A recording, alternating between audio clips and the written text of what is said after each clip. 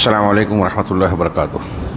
الحمدللہ رب العالمین والصلاة والسلام علی سید المرسلین وعلی آلہ وصحبہ اجمعین ومن تبعہم بإحسان الی یوم الدین۔ اعوذ باللہ من الشیطان الرجیم، بسم اللہ الرحمن الرحیم۔ شرع لکم من الدین ما وصى به نوح والذی اوحینا الیک وما وصینا به ابراہیم وموسیٰ وعیسیٰ ان اقیموا الدین ولا تتفرقوا فیہ کبر علی المشرکین ما تدعوہم الیہ اللہ یجتبی الیہ من یشاء ویہدی الیہ من ینیب وما تفرقوا الا من بعد ما جاءہم العلم بغیا بینہم ولولا کلمۃ سبقت من ربک الی اجل مسمی لقضی بینہم وان الذین اورثوا الکتاب من بعدہم لفی شک منہ مریب۔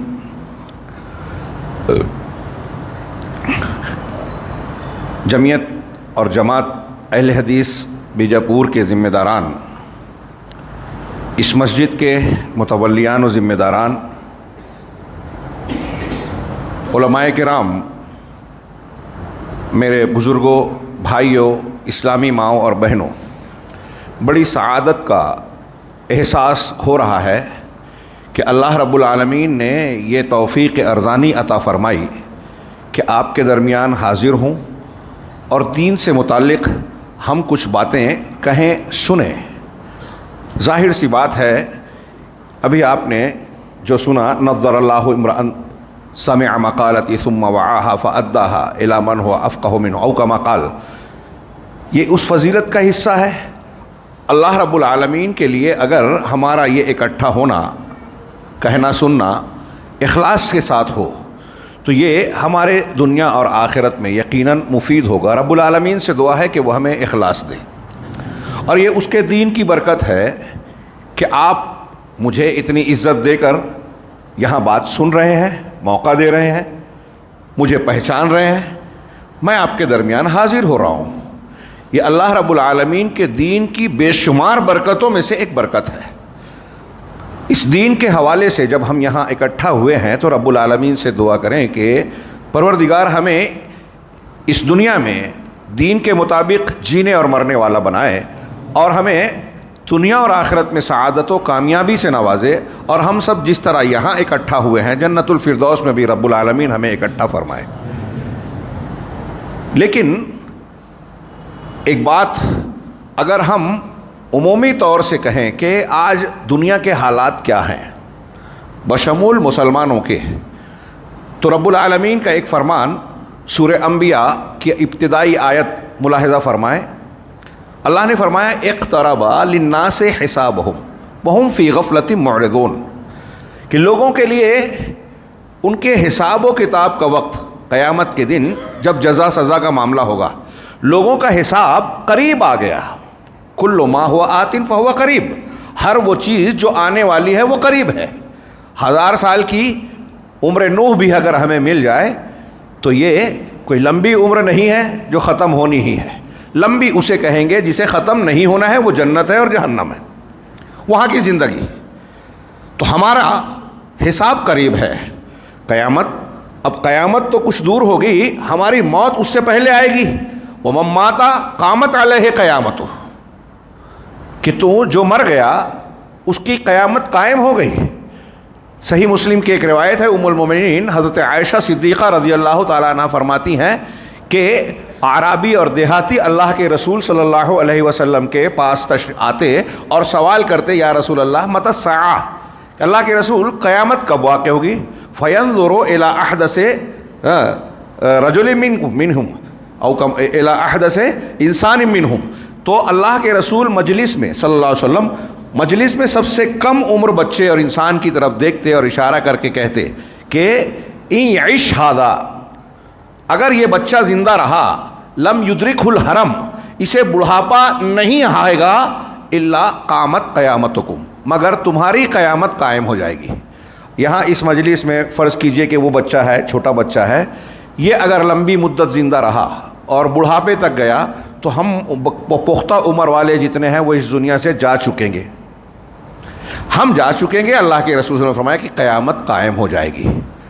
اللہ نے کہا کہ لوگوں کا حساب و کتاب قریب آ گیا، پھر بھی لوگ غفلت میں رہتے ہوئے، بے خبری میں منہ موڑے ہیں، حقائق کے تعلق سے اپنی زندگی کے مقصد کے بارے میں سیریس سنجیدہ ہیں ہی نہیں.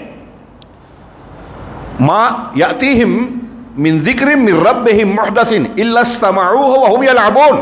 اگلی آیت ہے، یہ اللہ کا ارشاد ہے کہ ان کے پروردگار کے پاس کوئی بھی نصیحت کی نئی بات جب آتی ہے ہمارے اور آپ کے پاس، اللہ کہہ رہا ہے 1400 سال پہلے کہا، اس وقت کے انسانوں کی بات کہی، آج ہمارے اوپر بالکل ہو بہو 100% فٹ ہوتی ہے، منطبق ہوتی ہے کہ پروردگار کے، ان کے رب کی جانب سے کوئی بھی نصیحت کی نئی بات جب آتی ہے تو اسے سنتے کیسے ہیں؟ الا استمعوہ وہم یلعبون، کھیل کود کرتے ہوئے سنتے ہیں.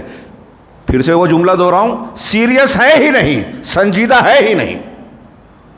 جبکہ اللہ رب العالمین نے اسی سورہ کی آیت نمبر 16 میں کہا، آگے چل کے چند آیتوں کے بعد، وما خلقنا السماء والارض وما بینہما لاعبین، کہ آسمان کو اور زمین کو ہم نے کھیل کود کرتے ہوئے پیدا نہیں کیا کہ یہ تماشا ہے، کھیل کود ہے، اس کا کوئی مقصد نہیں ہے. نہیں. افحسبتم انما خلقناکم عبثا وانکم الینا لا ترجعون، کیا تم یہ سمجھتے ہو کہ تم کو بیکار پیدا کیا گیا ہے، کوئی مقصد نہیں ہے اور تم ہماری طرف لوٹ کے نہیں آؤ گے؟ فتعال اللہ الملک الحق، اللہ بہت بلند و بالا ہے، وہ بیکار کام، بے مقصد کام نہیں کر سکتا، وہ حکیم ہے، بلندیوں والا ہے، الملک الحق ہے، حق ہے، سچا ہے، اور الملک حقیقی بادشاہ ہے. وہ ایسا کام جس کا کوئی مقصد نہ ہو کیوں کرے گا؟ کر ہی نہیں سکتا. اگر ایسا ہوتا تو یہ اللہ کے لیے عیب کی بات ہوتی. اس کا مقصد ہے، کیا مقصد ہے؟ کہ رب کی عبادت کی جائے، توحید اختیار کی جائے. کیا مقصد ہے؟ کہ بندے رب کا ذکر ادا کریں، رب کا شکر ادا کریں، ذکر کریں. کیا مقصد ہے؟ کہ ہمارا اور آپ کا ہی امتحان ہو. کیا امتحان ہے؟ لیبلوکم ایکم احسن عملا، تاکہ آزمائیں اس دنیا کی زندگی کے موت اور حیات جو دی ہے اللہ نے نظام بنایا ہے، تاکہ تم کو آزمائے کہ تم میں عمل کے اعتبار سے بہترین کون ہے. عمل کے اعتبار سے بہترین کون ہوگا؟ فلاں اور فلاں کے طریقے پہ چلنے لگے، میرے دماغ سے جو میں اچھا عمل کروں وہ عمل اچھا ہے؟ نہیں. وما خلقت الجن والانس الا لیعبدون، جن و انس کو میں نے صرف اس لیے پیدا کیا کہ صرف میری عبادت کریں. میری عبادت کریں مطلب دوسروں کی نہ کریں، یعنی توحید پر رہیں. اور اللہ کی توحید اور عبادت میں یہ ماننا داخل ہے کہ جو حکم اس نے دیا قرآن اور سنت کے ذریعے سے، نبی کے ذریعے سے، اسے مان لو، کرو طاقت کے مطابق، اور جس سے منع کیا ہے اس سے رک جاؤ. یہ امتحان ہے، اور اسی امتحان کا نتیجہ وہ حساب کتاب کے ساتھ طے ہونے والا ہے، جس میں ہم سیریس نہیں ہیں. قرآن کہہ رہا ہے بے خبر ہیں، قریب ہے وقت ہمارا. ہم سیریس، ابھی پتہ چل جائے یہ چھت گرنے والی ہے تو ہم لوگ یہاں بیٹھیں گے؟ یہ یقینی خبر مل جائے کہ پکا گر جائے گی یہ چھت تو بیٹھیں گے. لیکن ہم تو ایمان رکھتے ہیں نا، ایمان یقین کو کہتے ہیں. شک آ گیا تو ایمان نہیں رہے گا، اللہ کے یہاں قبول والا قبول نہیں ہوگا. ہمیں یقین ہے کہ ہمیں مرنا ہے، مرنے کے بعد دوبارہ اٹھنا ہے، اٹھنے کے بعد حساب دینا ہے، اور حساب کے بعد جیسا عقیدہ و عمل ہوگا اس اعتبار سے رب العالمین کا فیصلہ ہونے والا ہے. یفصل بینکم یوم القیامہ، تمہارے درمیان قیامت کے دن فیصلہ کرے گا مالک یوم الدین. وہ قیامت کے دن، جزا کے دن کا مالک ہے، جب ساتوں آسمان اور زمین اللہ کی مٹھی میں اور داہنے ہاتھ میں لپٹے ہوئے ہوں گے، اور کہے گا این انا الملک، میں ہوں بادشاہ. اب میرا فیصلہ نافذ ہوگا. اور بادشاہ جو حق بادشاہ ہے وہ ظلم نہیں کرے گا. ہر ایک کو فمن یعمل مثقال ذرۃ خیرا یرہ ومن یعمل مثقال ذرۃ شرا یرہ، ذرہ برابر بھی خیر ہو دیکھے گا، ذرہ برابر بھی شر ہو جس نے عمل کیا ہے دیکھے گا. کیا ہم اور آپ یہ ایمان رکھتے ہیں میرے بھائیوں؟ میں سوال کر رہا ہوں آپ سے. یہ چیزیں جو میں نے بیان کی یہ کوئی نئی بات نہیں کی، یہ ہمارے ایمان کا حصہ ہے کہ نہیں ہے؟ ہے نا. پھر بھی آپ سے بھی اور ماؤں بہنوں سے بھی خصوصی طور سے گزارش کر رہا ہوں کہ غور کریں. اللہ کہہ رہا ہے کہ ہم بے خبر ہیں، سیریس نہیں ہیں. سیریس ہو جائیں. یہ مذاق نہیں ہے. اللہ نے جو زندگی دی ہے بے مقصد نہیں ہے. کیا مقصد ہے؟ کیا ہونے والا ہے؟ یہاں اللہ رب العالمین نے جب امتحان رکھا ہے تو اس کا یہ قانون ہے کہ جیسا عمل کرو گے ویسا بدلہ ملنا ہے، طے ہے. دنیا میں بھی، برزخ میں بھی، آخرت میں بھی. 3 مرحلہ ہے اگلا ہمارا. اب دنیا میں دیکھیے کیا صورتحال ہے. ہم مسلمان بہت سکون سے ہیں, سکھ ہی سکھ, راوی چین ہی چین. لکھ رہا ہے کیا؟ گھر سے لے کے عالمی سطح تک مسلمان لہو لہان ہے, زخم ہی زخم ہے, چور چور ہے, ہر کسی کا نشانہ ہے مسلمان. اور یہ فطری بات ہے کہ جو اہل حق ہوں گے, دنیا کے جتنے باطل ہیں سب اس کو چھیدیں گے, نقصان پہنچائیں گے, سازشیں کریں گے. روز ایک نئی خبر. آج کا اخبار اٹھائیے, آسام میں مسلمانوں کے خلاف ایسا قانون بنایا گیا, شادی رجسٹریشن کرانا ہوگا, تعدد ازدواج پر پابندی لگنے والی ہے. اس سے پہلے قانون بنا کہ آپ یہ نہیں کھا سکتے, یہ کھا سکتے ہو. کوئی غلطی مسلمان نوجوان سے ہو گئی, اس کو اور جس کو شک ہے اس پر بلڈوزر. 1 سال پہلے کھرگون میں واقعہ ہوا تو ایسے شخص پر بھی مقدمہ لایا گیا, پتھر مارنے کا مقدمہ ڈالا گیا جس کے دونوں ہاتھ ہی نہیں تھے. یہ خبر میں ہے, آن ریکارڈ ہے. جس کے 2 ہاتھ نہیں ہے, پتھر مارنے کا کیس اس پہ ڈالا گیا, گھر پہ بلڈوزر چلا دیا گیا. آپ سوچئے تھوڑی دیر کے لیے, دنیا جس کے پیچھے ہم مرے جا رہے ہیں, بہت پریشان ہیں, یہ کما لیں وہ بنا لیں, یہی پوری زندگی 24 گھنٹے کی فکر ہے. آن کے آن میں ایک طوفان آتا ہے, گھر صاف ہو گیا. ابھی کہیں سیلاب ہے, کہیں سونامی ہے, وائناڈ کا واقعہ ہمارے سامنے ہے. اچھے خاصے مسلمان دوسرے بھی تھے. ایک رات میں طوفان آیا, بارش آئی, طوفانی بارش, 2 پورے کے پورے گاؤں زمین دوز ہو گئے, قبر بن گئے. تیسرا گاؤں بھی آدھے سے زیادہ گیا, بہت بڑی تعداد, منیمم کہتے ہیں 300 گھر دفن ہو گئے, بچوں عورتوں سمیت. قدرتی آفات, انسانی طور سے ہمارے خلاف قانون بن رہا ہے, سیاسی سازشیں ہو رہی ہے, یہود و نصارہ مل کر حملے کر رہے ہیں اور ساز باز کر کے کہیں غزہ کو کھنڈر بنا دیا اور کہیں ہمارے درمیان ہی کچھ لوگوں کو ایجنٹ بنا کر پیش کیا اور اس کو بہانہ بنا کر مسلمانوں پر حملہ کرتے. ابھی میں نام لوں گا تو بہت سے لوگوں کو برا لگے گا کہ یہ کیا کہہ رہے ہیں, ان کا نام کیوں لے رہے ہو. ہیں ہمارے درمیان, ابھی شیخ بیان کر رہے تھے انکار حدیث اور عظمت حدیث, حدیثوں کو انکار کرنے والے مسلمان. گستاخ رسول گستاخی کر رہے ہیں, ہم احتجاج کر رہے ہیں, ہر جگہ کرنا چاہیے, اور اسلامی حکومت ہوگی تو اس کو قتل کیا جائے گا. کوئی نوٹ کر رہا اور نوٹ کرے, جو گستاخ رسول ہے, حکومت کا باغی دنیا کے قانون میں بچتا نہیں ہے. رسول کا باغی اور رسول کی شان میں گستاخی کرنے والا اس سے 10 گنا اور زیادہ گنا بڑا گنہگار ہے. قانون نہیں بنے گا تو لوگ قانون ہاتھ میں لیں گے, تاریخ رہی ہے. تو گستاخی رسول کے لیے ہم احتجاج کریں اور ہم خود ہم گستاخی رسول کریں, اللہ کے رسول کے صلی اللہ علیہ وسلم کی حدیثوں کا مذاق اڑائیں, تردید کریں. یہ حدیث سمجھ میں نہیں آتی, وہ حدیث, اور جو ایسا کہتا ہے ہم اس کو اپنا پیشوا بناتے ہیں. یہ بہت بڑے مفکر ہیں, دانشور ہیں, ان کے پیچھے چلیں گے, ان کا مسلک لیں گے. میں روز نہیں آتا یہاں, موقع ہوگا تو اس پہ تسلسل کے ساتھ گفتگو کرتے. مجھے افسوس ہے ہمارے درمیان کل کے جمعہ کے خطبے میں نے مالیگاؤں میں جس عنوان پہ دیا, ائمہ مضلین, گمراہ کرنے والے پیشوا اور امام. اللہ کے رسول صلی اللہ علیہ وسلم نے کہا کہ میری امت پر مجھے دجال سے زیادہ اس کا ڈر ہے کہ گمراہ کرنے والے اماموں کے پیچھے میری قوم چلے گی. یہ ایسے ہی کہہ دیا, اور ہم اور آپ کہتے ہیں ان کو غلط مت بولو, ان کا رد مت کرو. ابھی اشارہ کر رہے تھے ڈاکٹر انجینئر ڈاکٹر اسرار, وحدت الوجود کے عقیدے کے قائل ہیں, بیان کر رہے ہیں. ہاں, اور شیعہ سنی کو کہتے ہیں تاریخی اختلاف ہے, صحابہ کرام کو شخصیت کا اختلاف کہہ رہے ہیں.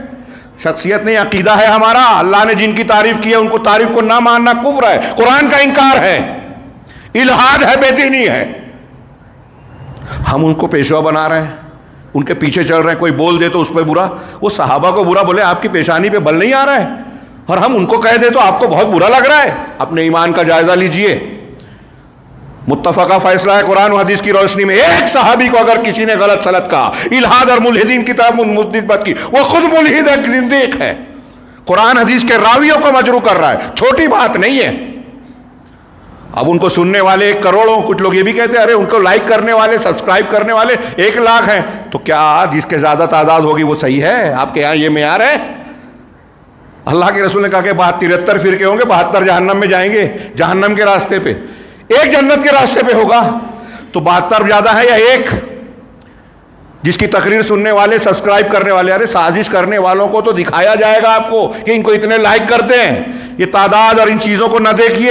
اللہ کے رسول نے خارجیوں سے آگاہ کرتے ہوئے کہا تھا کہ صحابہ تم اپنی نماز کو ان کی نماز سے کم سمجھو گے، اپنے روزے اور تلاوت کو ان کے روزے اور تلاوت سے کم سمجھو گے، لیکن وہ دین سے ایسے نکل جائیں گے جیسے تیر شکار کو چھید کے نکلتا ہے۔ قرآن پڑھیں گے لیکن ان کے حلق سے نیچے نہیں اترے گا۔ مجھے مل جائے تو قوم عاد کی طرح ان کو صفایا کر دوں گا، تم کو ملے تو مارنا، لائک نہیں کرنا۔ ہمارے لوگ لائک کر رہے ہیں، بڑے افسوس کی بات ہے، چھوٹی بات نہیں کر رہا ہوں میں، ہم سنجیدہ ہی نہیں ہیں۔ اقترب للناس حسابهم وهم فی غفلۃ۔ ہم یہ جو باتیں میں عرض کر رہا ہوں، شروع میں میں نے جو کہا کہ ہم سنجیدہ نہیں ہیں، قیامت کے دن حساب، میرے جو باتیں میں عرض کر رہا ہوں نا، ہر چشمہ نکال کے اس کو دیکھیے، صرف یہ چشمہ رکھیے کہ ہمیں اللہ کے سامنے جواب دینا ہے۔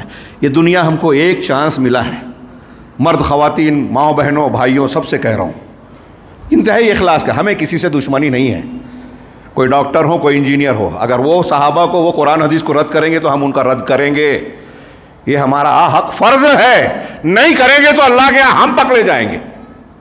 آپ کو برا لگتا ہے تو کیوں برا لگ رہا ہے؟ سنجیدہ نہیں ہیں آپ دین کے معاملے میں، حساب قریب ہے لیکن بے خبر ہو۔ اللہ رب العالمین کے یہاں کیا جواب دیں گے؟ میری انا، میرا مسلک، میرے بڑے، سب نکال کے کنارے کیجئے۔ اللہ اور رسول، ابھی آپ نے سنا نا، شیخ نے بھی بڑی پیاری بات کہی، دین کا دار و مدار قرآن حدیث ہے، اور یہ قرآن حدیث کیسے سمجھیں گے؟ آپ نے شیخ سے سنا، صحابہ کرام کا معیار ہے، یہ کوئی ہم نے شرط نہیں لگائی ہے، اللہ اور رسول نے لگائی ہے۔ ابھی آگے میں گفتگو کروں گا، میں فی الحال یہ کہہ رہا تھا کہ مسلمانوں کی حالات اب دنیا میں مکافات عمل ہے۔ آج ہم حالات کیسے حالات سے گزر رہے ہیں؟ ہر طرف مار ٹھوک ہے، غزہ، ایک کلپ آ جائے بچوں اور عورتوں کو ہم دیکھ نہیں پاتے۔ حقیقت میں آن ریکارڈ 40,000 سے زیادہ، آف ریکارڈ لاکھ سے زیادہ لوگ مر چکے ہیں۔ 22 سے 23 لاکھ کی آبادی کھنڈر میں تبدیل ہو چکی ہے۔ تماشے دیکھ رہے ہیں لوگ، ہمارے لوگ استعمال ہو رہے ہیں۔ ابھی میں نام لوں گا، حماس لوگ، بہت سے لوگ غصہ ہو جائیں گے، مجاہد نہیں ہیں، نیتن یاہو کے لوگ ہیں۔ آن ریکارڈ ثبوت آ چکے ہیں، آ رہے ہیں، فلسطینی جن کے گھر ٹوٹے ہیں، جن کے رشتہ دار مرے ہیں نا، گالیاں دے رہا ہے، کلپ سنیے کہ یہ بکاؤ ہے، سودے بازی، اور صرف گھروں کا، غزہ کی زمین کا سودا صرف نہیں کیا، وہاں کے مسلمانوں کے ایمان کا سودا کر رہے ہیں۔ رافضیوں کے مدرسے بن رہے ہیں، اس میں جہاں کھنڈر بن چکا ہے، بچوں کو شیعوں کے مدرسے میں ڈالا جا رہا ہے۔ آئے گی ابھی رپورٹ کچھ دنوں میں، عرب ذریعوں سے جو آتی ہے، ہمارے پاس دیر سے آتی ہے۔ تو پوری جگہ، پوری دنیا میں مسلمان کاٹے جا رہے ہیں، مارے جا رہے ہیں، سازشوں کا شکار ہے، بے وقت بنا دیے گئے ہیں۔ کبھی برما سلگتا ہے، اس سے پہلے بوسنیا چیچنیا، کبھی گجرات ہوا، ہمارے ملک میں ہو ہی رہا ہے۔ الیکشن آتا ہے، کچھ ایک جماعت کو جو ہے جیتنے کے لیے بس مسلمانوں کی نفرت ہی اعلی کار کی طرف نظر آتی ہے۔ ہم کھلونا بنے ہوئے ہیں، کیوں؟ اس لیے کہ ہم سیریس نہیں ہیں۔ دنیا کا یہ حال ہے، آگے برزخ ہے۔ میری اصل موضوع رہ جائے گا، تفصیل میں اگر جاؤں، ایک روایت کی طرف اشارہ کروں، اکثر کرتا ہوں اور کرنا چاہیے۔ قرآن نے ان مضامین کو بار بار دہرایا ہے، عذاب اور ثواب کو، کیونکہ اس کی ہم کو اور آپ کو ضرورت ہے۔ اللہ رب العالمین نے، اللہ کے رسول صلی اللہ علیہ وسلم نے فرمایا کہ اگر کیا ہے، اگر قبر کی وہ آواز جو میں سنتا ہوں، ہاں، تو تم لولا اللہ تدافنوا لا لدعوت اللہ ان یسمعکم من عذاب القبر ما اسمع۔ صحیح مسلم کی ایک لمبی حدیث کے بیچ میں ایک جملہ ہے یہ، کہ اگر ایسا نہ ہو کہ تم اپنے مردوں کو دفن کرنا چھوڑ دو، تو میں اللہ سے یہ دعا کرتا کہ تم بھی عذاب قبر میں کی وہ باتیں چیخیں سنو جو میں سنتا ہوں۔ قبر کا عذاب اتنا بھیانک ہے۔ عثمان غنی رضی اللہ تعالیٰ عنہ قبر پہ جاتے تھے تو اتنا روتے تھے کہ داڑھی بھیگ جاتی تھی۔ پوچھا جاتا یہاں کیوں اتنا روتے ہو؟ کہا یہ آخرت کے سفر کی پہلی منزل ہے، یہاں اگر ٹھیک ٹھاک معاملہ رہا تو آگے کا معاملہ آسان ہوگا، اور یہیں بگڑ گیا تو آگے بھی خطرہ ہے جو اس سے بڑا ہوگا۔ ہاں، زمین جب پیستی ہے تو اس طرف کی ہڈی، سے کچھ لوگوں کو یہ بھی سمجھ میں نہیں آتی، عذاب قبر عقل میں نہیں آتا، خواب عقل میں آتا ہے۔ ان سے پوچھئے کہ خواب عقل میں آتا ہے؟ میرے پاس ایک آدمی سویا ہوا ہے، شیخ میرے بغل میں سویا، میں شیخ کے بازو میں سویا ہوں، یہ جاگ رہے ہیں، مجھے دیکھ رہے ہیں، میں نے خواب میں دیکھا کہ مجھے ایک سانپ نے ڈسا، شیر دوڑا رہا ہے، بھیڑیا مجھ پر حملہ کر رہا ہے، میں بھاگ رہا ہوں، چیخ رہا ہوں، چلا رہا ہوں، خواب میں چلا رہا ہوں، اور اچانک آنکھ کھلتی ہے تو پسینہ پسینہ ہوں۔ شیخ کہتے ہیں کیا ہوا بھائی؟ مطلب ابھی تک بیٹھے تھے، میں خواب میں چیخ رہا تھا، یہ سن رہے تھے کیا؟ میرے بازو میں بیٹھے سن رہے تھے؟ ہاں جی، نہیں نا؟ تو جب یہ نہیں سن رہے، نیند کی حالت والی کیفیت سونے والے کی کیا ہوتی ہے ہم کو نہیں پتا، تو مرنے والے کے ساتھ کیا ہوتا ہے وہ تو اس سے بڑا معاملہ ہے۔ ایسے اور بھی عقلی دلیلیں، شاہ ولی اللہ نے 3 دلیلیں دی، میں فی الحال اس موضوع پہ بات نہیں کرنا چاہ رہا ہوں۔ تو برزخ کا یہ معاملہ ہے، یہ سیکنڈ مرحلہ ہے۔ بھائیوں بہنوں سے سب سے میں پوچھوں گا، اپنے دل میں سوال کرو تھوڑی دیر کے لیے، کیا آپ کو یہ پسند ہے کہ آپ بھی زمین پہ گھسیٹ کر مارے جائیں؟ کوئی بم آئے اور آپ کا گھر تہس نہس ہو جائے جیسے غزہ میں ہو رہا ہے، آپ کا بیٹا بے قصور ہوتے ہوئے گرفتار ہو اور 20 سال جیل میں رہے جیسے ہندوستان میں ہزاروں بچے آج جیلوں میں ہیں؟ کیا آپ یہ پسند کریں گے کہ آپ یا آپ کا بیٹا، آپ کی بیٹی جس سے آپ کو محبت ہے وہ قبر میں عذاب جھیلے؟ کیا آپ پسند کریں گے؟ لیکن جس طرح سے، میرا سوال دوسرا، جس طرح سے ہمارے یہاں جتنے لوگ بیٹھے ہوئے ہیں، عام حالات ہے کہ دنیا کی زندگی کتنی ہے، ہم دیکھتے ہیں ایک آدمی 60 سال اوسط عمر ہے، 70 80 90 100 جی لے گا، آج کل 100 ہو جاتا ہے تو اخبار میں ریکارڈ میں آ جاتا ہے۔ اگر پائے بھی عمر، اس کے لیے ہم اتنا ٹینشن لیتے ہیں، بچے کو یہ ڈگری دلا دیں، اتنی رشوت دے کے نوکری دلا دیں، یہ ڈگری میں اتنا پیسہ خرچ ہو رہا ہے، کریں گے۔ جتنی فکر ہم اس دنیا کے چند سالوں کی زندگی کے لیے کر رہے ہیں کہ میرے مرنے کے بعد میرے بچوں کا مستقبل اچھا رہے، اتنی فکر ہم اس بات کی کر رہے ہیں کیا کہ میرے بچے جب مرے ہیں تو قبر میں ان کو وہ چیخ و پکار کا سامنا نہ کرنا پڑے، عذاب کا سامنا نہ کرنا پڑے، جس کا ذکر قرآن و حدیث نے کیا ہے۔ قرآن میں بھی ہے عذاب قبر، کسی کو نام نہ سمجھ میں الگ بات ہے۔ پھر اس سے آگے میدان محشر کیسی ہولناکی ہوگی، دوبارہ زندہ کیا جانا طے ہے، ہمارے ایمان کا یقین کا حصہ ہے۔ ہاں، کتنا بڑا معاملہ ہے وہ۔ انبیاء کرام علیہم الصلاۃ والسلام، اولو العزم رسولوں کا معاملہ یہ ہوگا، حدیث شفاعت میں پڑھیے کہ وہ کہیں گے نفسی نفسی نفسی، ان ربی قد غضب اليوم لم یغضب قبلہ مثلہ ولن یغضب بعدہ مثلہ، میرا نفس میرا نفس میرا نفس، میرا پروردگار آج بہت غضبناک ہے، اتنا غضبناک، اتنا غصہ ہے کہ نہ اس سے پہلے کبھی ہوا نہ اس کے بعد ہوگا۔ سفارش کرنے سے ڈریں گے حضرت آدم علیہ السلام، حضرت نوح علیہ السلام، حضرت ابراہیم، حضرت موسیٰ، حضرت عیسیٰ، جناب محمد رسول اللہ صلی اللہ علیہ وسلم بھی کریں گے تو ڈائریکٹ نہیں کریں گے، پہلے سجدے میں گریں گے، مقام محمود میں حمد و ثنا بیان کریں گے، پھر کہا جائے گا اٹھیے، سر اٹھائیے، مانگیے، دیا جائے گا، سفارش کیجیے، قبول کی جائے گی، تب آپ کہیں گے، کوئی خود سے نہیں کرے گا۔ یوم یقوم الروح والملائکۃ صفا، اس دن روح، جبریل اور فرشتے صف لگا کر کھڑے ہوں گے، لا یتکلمون، بول نہیں سکیں گے، زبان سے کسی کی آواز نہیں نکلے گی، الا من اذن له الرحمن، سوائے اس کے جس کو رحمان اجازت دے، وقال صوابا، اور بولے گا بھی تو درست۔ کوئی ابراہیم علیہ السلام اپنے باپ کی مغفرت نہیں کر پائیں گے، نوح علیہ السلام اپنے مشرک بھائی کی مغفرت نہیں کروا پائیں گے، اللہ کے رسول صلی اللہ علیہ وسلم اپنے چچا ابو طالب کا ساتھ جنہوں نے دیا تھا، صرف اتنا کریں گے کہ عذاب میں تخفیف ہو جائے، جہنم سے نہیں نکلوا پائیں گے۔ ہل جانے والی بات ہے، ہلا دینے والی، دہلا دینے والی۔ من ذا الذی یشفع عنده الا باذنہ، آیت الکرسی میں پڑھتے ہو نا، کون ہے جو اللہ کے پاس اس کی اجازت کے بغیر سفارش کر دے کسی کی؟ دنیا میں سفارش اور اللہ کی سفارش میں فرق یہ ہے کہ اللہ کے پاس بغیر اجازت کے کوئی سفارش کر ہی نہیں سکے گا، کتنا بھی بڑا ہو، نبی ہو، پیغمبر ہو، فرشتہ ہو، کوئی ولی ہو۔ یہ دماغ سے کھرچ کے نکال دیجئے کہ وہ اولیاء صالحین کا دامن پکڑ کے مچل جائیں گے، وہ ہمیں بچا لیں گے، یہی کفار مکہ کہتے تھے۔ کتنی اہم بات ہے، کتنی عظیم بات ہے۔ پھر اس مرحلے کے بعد جہنم، جنت کی نعمتیں نہ کسی آنکھ نے دیکھی، نہ کسی کان نے سنی، نہ کسی دل پر کھٹکا گزرا، اور سب سے آخری جنت تھی جس کو حدیث میں کہا گیا کہ یہ ادنا اہل الجنہ ہوگا، سب سے کم درجے کا۔ وہ جب جنت میں جائے گا، بڑے لمبے مرحلے کے بعد، کاش موقع ہوتا تو میں اسے بیان کرتا، جب آخری مرحلے میں جنت میں جائے گا تو کہے گا اعطیت لم یعط احد من العالمین، کہ پروردگار نے مجھے ایسی چیزیں دی ہے، ایسی نعمتیں مجھے ملی ہیں کہ کائنات میں کسی کو نہیں ملی، سب سے ہلکے درجے کا جنتی یہ بولے گا۔ کیسی ہوگی جنت؟ اس کو بولا جائے گا ایک کو کہ دنیا جس میں تو رہتا تھا غافل تھا ویسی کئی دنیا لے لے, جنت میں داخلہ مت. کہے گا کہ مجھے کئی دنیا نہیں چاہیے. آج سوچیے ہم اس دنیا کے چکر میں آخرت بھولے نا, غافل ہے نا, سنجیدہ اور سیریس نہیں ہے. اللہ کہے گا دنیا جیسی دنیا اکیلے کئی مالک بنا دیتا ہوں, جا لے لے. کہا نہیں دنیا نہیں چاہیے, جنت میں صرف داخل کر دے. کیسی جنت ہوگی؟ جنت کی عورت کے دوپٹے پر سر پر جو لکڑی ہوتی ہے وہ دنیا اور دنیا کی ساری نعمتوں سے افضل. جنت میں ایک قوس اور کمان کی جگہ جو ہے وہ دنیا اور دنیا کی مافیہ سے بہتر. یہ صحیح بخاری مسلم کی حدیثوں میں ہے یہ جو میں کہہ رہا ہوں, ٹائم نہیں ہے اس لیے سرسرے. اور اس کے بالمقابل جہنم. اللہ اکبر. اگر ہمارا ایمان ہو تو جہنم کے تذکرے پہ جتنا سیریس اور سنجیدہ ہوں گے کسی اور چیز پر نہیں. دیکھیے صحابہ کرام, ابوبکر صدیق, عمر فاروق, محمد رسول اللہ صلی اللہ علیہ وسلم کو بھی دیکھیے, امت کے بارے میں سوچ کر اور اپنے بارے میں کیسے خوف زدہ اور دہشت زدہ ہو جاتے تھے جہنم کے تذکرے پر. ابھی میں نے سب سے ہلکے درجے کے جنتی کا تذکرہ کیا, بخاری مسلم کی سب سے ہلکے درجے کے جہنمی کا تذکرہ ہے, آپ سن چکے ہیں, تازہ کیجیے. سیریس کرنے کے لیے کہہ رہا ہوں میں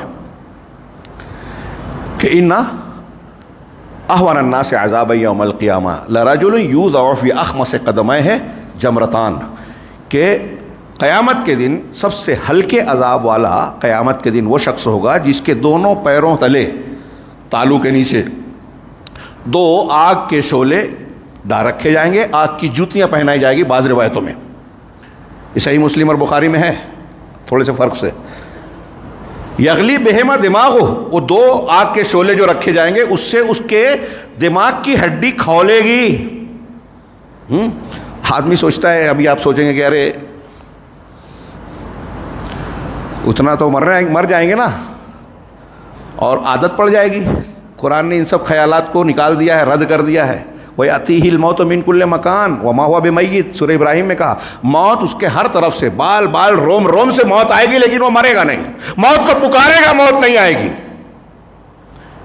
لا يموت فيها ولا يحيا, نہ اس میں جیے گا نہ مرے گا. اللہ کے رسول صلی اللہ علیہ وسلم فرمایا, اللہ کے رسول نے فرمایا کہ وہ اس سے اس کے دماغ کی ہڈیاں کھولے گی. یرا انہ اشد الناس عذابا, اس کو ایسا لگے گا کہ وہ جہنم میں سب سے زیادہ سخت عذاب والا ہے. وہ اہون, حالانکہ وہ سب سے ہلکے عذاب والا ہوگا. جہنم کی آگ ڈامر سے زیادہ کالی. دنیا کی آگ 70 گنا آگ کو بانٹو تو ایک حصہ ہے, اس سے 69 گنا زیادہ آگ. صحابہ نے کہا کہ جلانے کے لیے تو یہ کافی, کہا نہیں, لیکن اللہ نے اس کو اتنا سخت کیا ہے. جب بھی چمڑیاں جھلس جائے گی, نئی چمڑی آ جائے گی تاکہ عذاب کا مزہ چکیں. عذاب ہلکا نہیں ہوگا. قرآن نے کہا فذوقوا فلن نزیدکم الا عذابا. مجھے یاد پڑتا ہے کسی صحابی کا قول ہے کہ قرآن میں اللہ کے عذاب سے ڈرانے والی اس سے زیادہ بھیانک کوئی آیت نہیں ہے. بھیانک مطلب ڈرانے کے اعتبار سے. وہ کیا کہ کہا جائے گا کہ فذوقوا, مزہ چکھو عذاب کا, فلن نزیدکم الا عذابا, تمہارے عذاب میں ہی اضافہ ہم کریں گے, اس کے علاوہ کچھ نہیں. یعنی یہ کتنی دہشت کی بات ہے کہ عذاب اور دن گزرنے کے ساتھ بڑھتا جائے گا, گھٹے گا نہیں. اب میں پھر سے سوال کرتا ہوں, کیا آپ, میں, ہماری مائیں بہنیں جو اپنے بچے کو چھوٹی سی چوٹ آ جانے پر تلملا جاتے ہیں, کوئی پڑوسی مار دے تو اس سے لڑ جاتے ہیں, کوئی خطرہ پیدا ہو تو بھیڑ جاتے ہیں, کیا پسند کریں گے کہ وہ جہنم کا, ایسی بھیانک جہنم کا ایندھن بنے, ہم خود بنے؟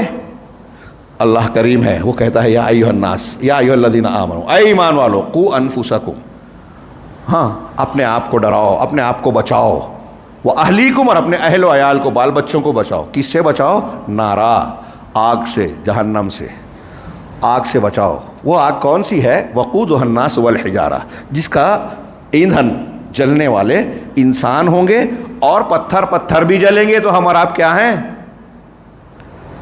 یہ اللہ کہہ رہا ہے ہم سے, اللہ ہم کو عذاب نہیں دینا چاہتا. ما یفعل اللہ بعذابکم ان شکرتم وآمنتم, اللہ تمہیں عذاب دے کر کیا کرے گا اگر تم شکر گزار اور ایمان والے بن جاؤ. یہ بھیانک عذاب ہے لیکن اللہ کا مقصود نہیں ہے, میں یہ عرض کر رہا ہوں. لیکن ہم اور آپ سیریس نہیں ہیں. کیسے نہیں ہے؟ اس لیے کہ اللہ رب العالمین نے اتنے اہتمام سے قرآن اتارا, حدیثیں اتاری, قرآن و حدیث کو محفوظ بنایا, جو ابھی آپ سن رہے تھے. علماء پیدا کیے تفسیر کے, حدیث کے, اور وہ صرف ان کی حفاظت ہی نہیں کی، قرآن حدیث کو بگاڑنے، خراب کرنے، ان کی غلط تشریح کرنے کی پوری تاریخ میں جب جس نے کوشش کی اس کا رد کرنے والا رب العالمین نے پیدا کیا. اور ہم سیریس ہی نہیں ہیں. قرآن حدیث دیکھا جائے گا، غلط، ان کو کیا ضرورت ہے رد کرنے کی. اللہ رب العالمین نے، میں نے جو 3 مرحلے بتائے کہ دنیا میں آج ہمارا کیا حشر ہو رہا ہے، کیا درگت ہے، برزخ. اگر یہاں ہماری دعائیں قبول نہیں ہو رہی ہے، پوری دنیا میں مانگ رہے ہیں ہم غزہ کے لیے، ہمارے اپنے لیے، تو بظاہر ایسا نہیں لگتا کہ قبول ہو رہے. کیوں؟ غور کرنے کی بات ہے، سیریس ہو جائیں. برزخ اور جہنم کا پھر کیا حال ہوگا؟ اب اگر وہاں سے ہم بچنا چاہتے ہیں، دنیا کے حالات سدھارنا چاہتے ہیں، تو کوئسچن مارک، حل کیا ہے؟ کیا ہم سیریس ہیں حل کو جاننے کے لیے؟ حل ہمارے لیے دنیا میں کامیابی کا راستہ کیا ہے، آخرت میں کامیابی کا راستہ کیا ہے؟ چھوڑیے وہ فلاں ایسے ہیں، فلاں دانشور ہے، فلاں مفکر ہے. رب العالمین سے بڑھ کر کریم، ہم پر انعام و احسان کرنے والا کوئی ہو سکتا ہے؟ کیا رب العالمین نے ہمیں نسخہ نہیں بتایا کہ آپ کو عزت کیسے ملے گی دنیا میں، نجات کیسے ملے گی برزخ اور آخرت میں؟ بتایا ہے، لیکن ہم سیریس نہیں ہیں. بہت سارے مقامات پر قرآن نے جو کہا، سکھایا، اس میں سے ایک جگہ کی یہ آیتیں میں نے پڑھی. شرع لکم من الدین ما وصی بہ نوحا، کہ اللہ نے تمہارے لیے بھی وہی دین، الدین مقرر کیا ہے جس کی تاکید کی، وصیت کی. دنیا میں وصیت ہم کہتے ہیں جو مرنے والا مرنے کے بعد کے نفاذ کے لیے بولتا ہے، لیکن وصیت تاکیدی حکم، یعنی صرف حکم دینا ایک ہے کہ میں نے آپ کسی نے کسی کو آرڈر دیا، حکم دیا، لیکن یہ ہے کہ تاکید سے کہا نہیں ایسا کرنا ہی ہے. جیسے وصیت مرنے والے کی اس لیے کہتے ہیں کہ میرے ابا کا انتقال ہوا، انہوں نے آخری وقت یہ کہا تھا، تو میرے نزدیک عام حکم کے مقابلے میں اس کی اہمیت ہے کہ یہ آخری وقت میں ان کی خواہش تھی، لہٰذا اس کو اہمیت دی جائے. اللہ کہہ رہا ہے کہ ہم نے وصیت کی، وَوَصَّيْنَا لَكُمْ وَشَرَعَ لَكُمْ مَا وَصَّىٰ بِهِ نُوحًا، کہ جس کی وصیت ہم نے نوح علیہ السلام کو کی تھی. وَالَّذِي أَوْحَيْنَا إِلَيْكَ، اور اے رسول محمد صلی اللہ علیہ وسلم کو خطاب ہے یہاں، آپ کی طرف بھی اسی کی وحی کی. یہ دین کسی بزرگ نے نہیں بنایا، کسی دانشور نے نہیں بنایا، کسی کی عقل اور دماغ پہ منحصر نہیں ہے، بلکہ یہ وحی سے ملا ہے، ہمیں آسمان سے نازل ہوا ہے. اور وحی الہی محفوظ ہے، معصوم ہے، حکیم ہے، اس میں خامیاں نہیں ہے. ہمارے دماغ میں کوئی چیز سمجھ میں نہ آئے تو یہ ہمارے دماغ کی خامی ہے، عقل کی خامی ہے، علم کی خامی ہے، وحی میں خامی نہیں ہے. تو جس کی ہم نے اس دین کی جس کی وحی آپ کی طرف کی، وَمَا وَصَّيْنَا بِهِ إِبْرَاهِيمَ وَمُوسَىٰ وَعِيسَىٰ، اور جس کی وصیت ہم نے ابراہیم، عیسیٰ اور موسیٰ کی طرف کی.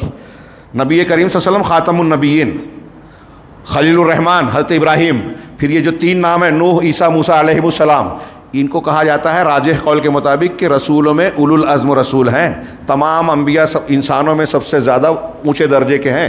کوئی ولی کتنا بھی اونچا درجہ پالے ایک نبی کے درجے کو نہیں پہنچ سکتا. لکھ لیجئے، جو نہیں مانتا صوفی وغیرہ اہل تصوف اس کا رد کرتے ہیں، ہمارے پیر صاحب تو نبیوں سے اونچے چلے گئے، وہ کافر ہے. امت مسلمہ میں یہ ہمارے علماء سلف کے فتوے کتابیں بھری پڑی ہیں کہ نبیوں سے اونچا کسی اور کو اگر کسی نے مان لیا، کسی ایک نبی سے بھی، وہ کفر کا. تو نبی سب سے اونچے، انبیاء میں رسولوں کا درجہ ان سے اونچا، رسولوں میں اولو العزم رسولوں کا وہ یہ 5 ہے. ان اولو العزم میں 2 خلیل، ان کا درجہ 2 خلیل میں خاتم النبیین محمد صلی اللہ علیہ وسلم کو سید المرسلین بنایا اللہ تعالیٰ نے. تو ان 5 لوگوں کا ذکر کیا اللہ نے کہ ہم نے جس دین کی وصیت تاکیدی حکم کی تھی آپ کی طرف بھی کی. یہ اللہ کا احسان ہے. آپ غزہ میں کو کھنڈر بننے سے بچانا چاہتے ہو، ہندوستان میں آپ سازشوں سے محفوظ رہنا چاہتے ہو، برما، بوسنیا، چیچنیا کی سازشوں میں محفوظ رکھنا چاہتے تھے، تو یہ دین بچائے گا تمہیں. یہ اللہ کا سب سے بڑا احسان ہے. اسی کی تعلیم دی. ہر نماز میں دعا مانگو، اہدنا الصراط المستقیم، صراط مستقیم پر ہمیں چلا. کون سا صراط مستقیم ہے؟ صراط الذین انعمت علیہم، ان لوگوں کا راستہ جن پر تو نے انعام کیا. کون ہے انعام یافتہ؟ سورہ نساء میں کہا کہ انبیاء، صدیقین، شہداء، صالحین. نبی کا طریقہ، صدیق ابو بکر صدیق اس میں سر فہرست، ام المومنین حضرت عائشہ اس پہ.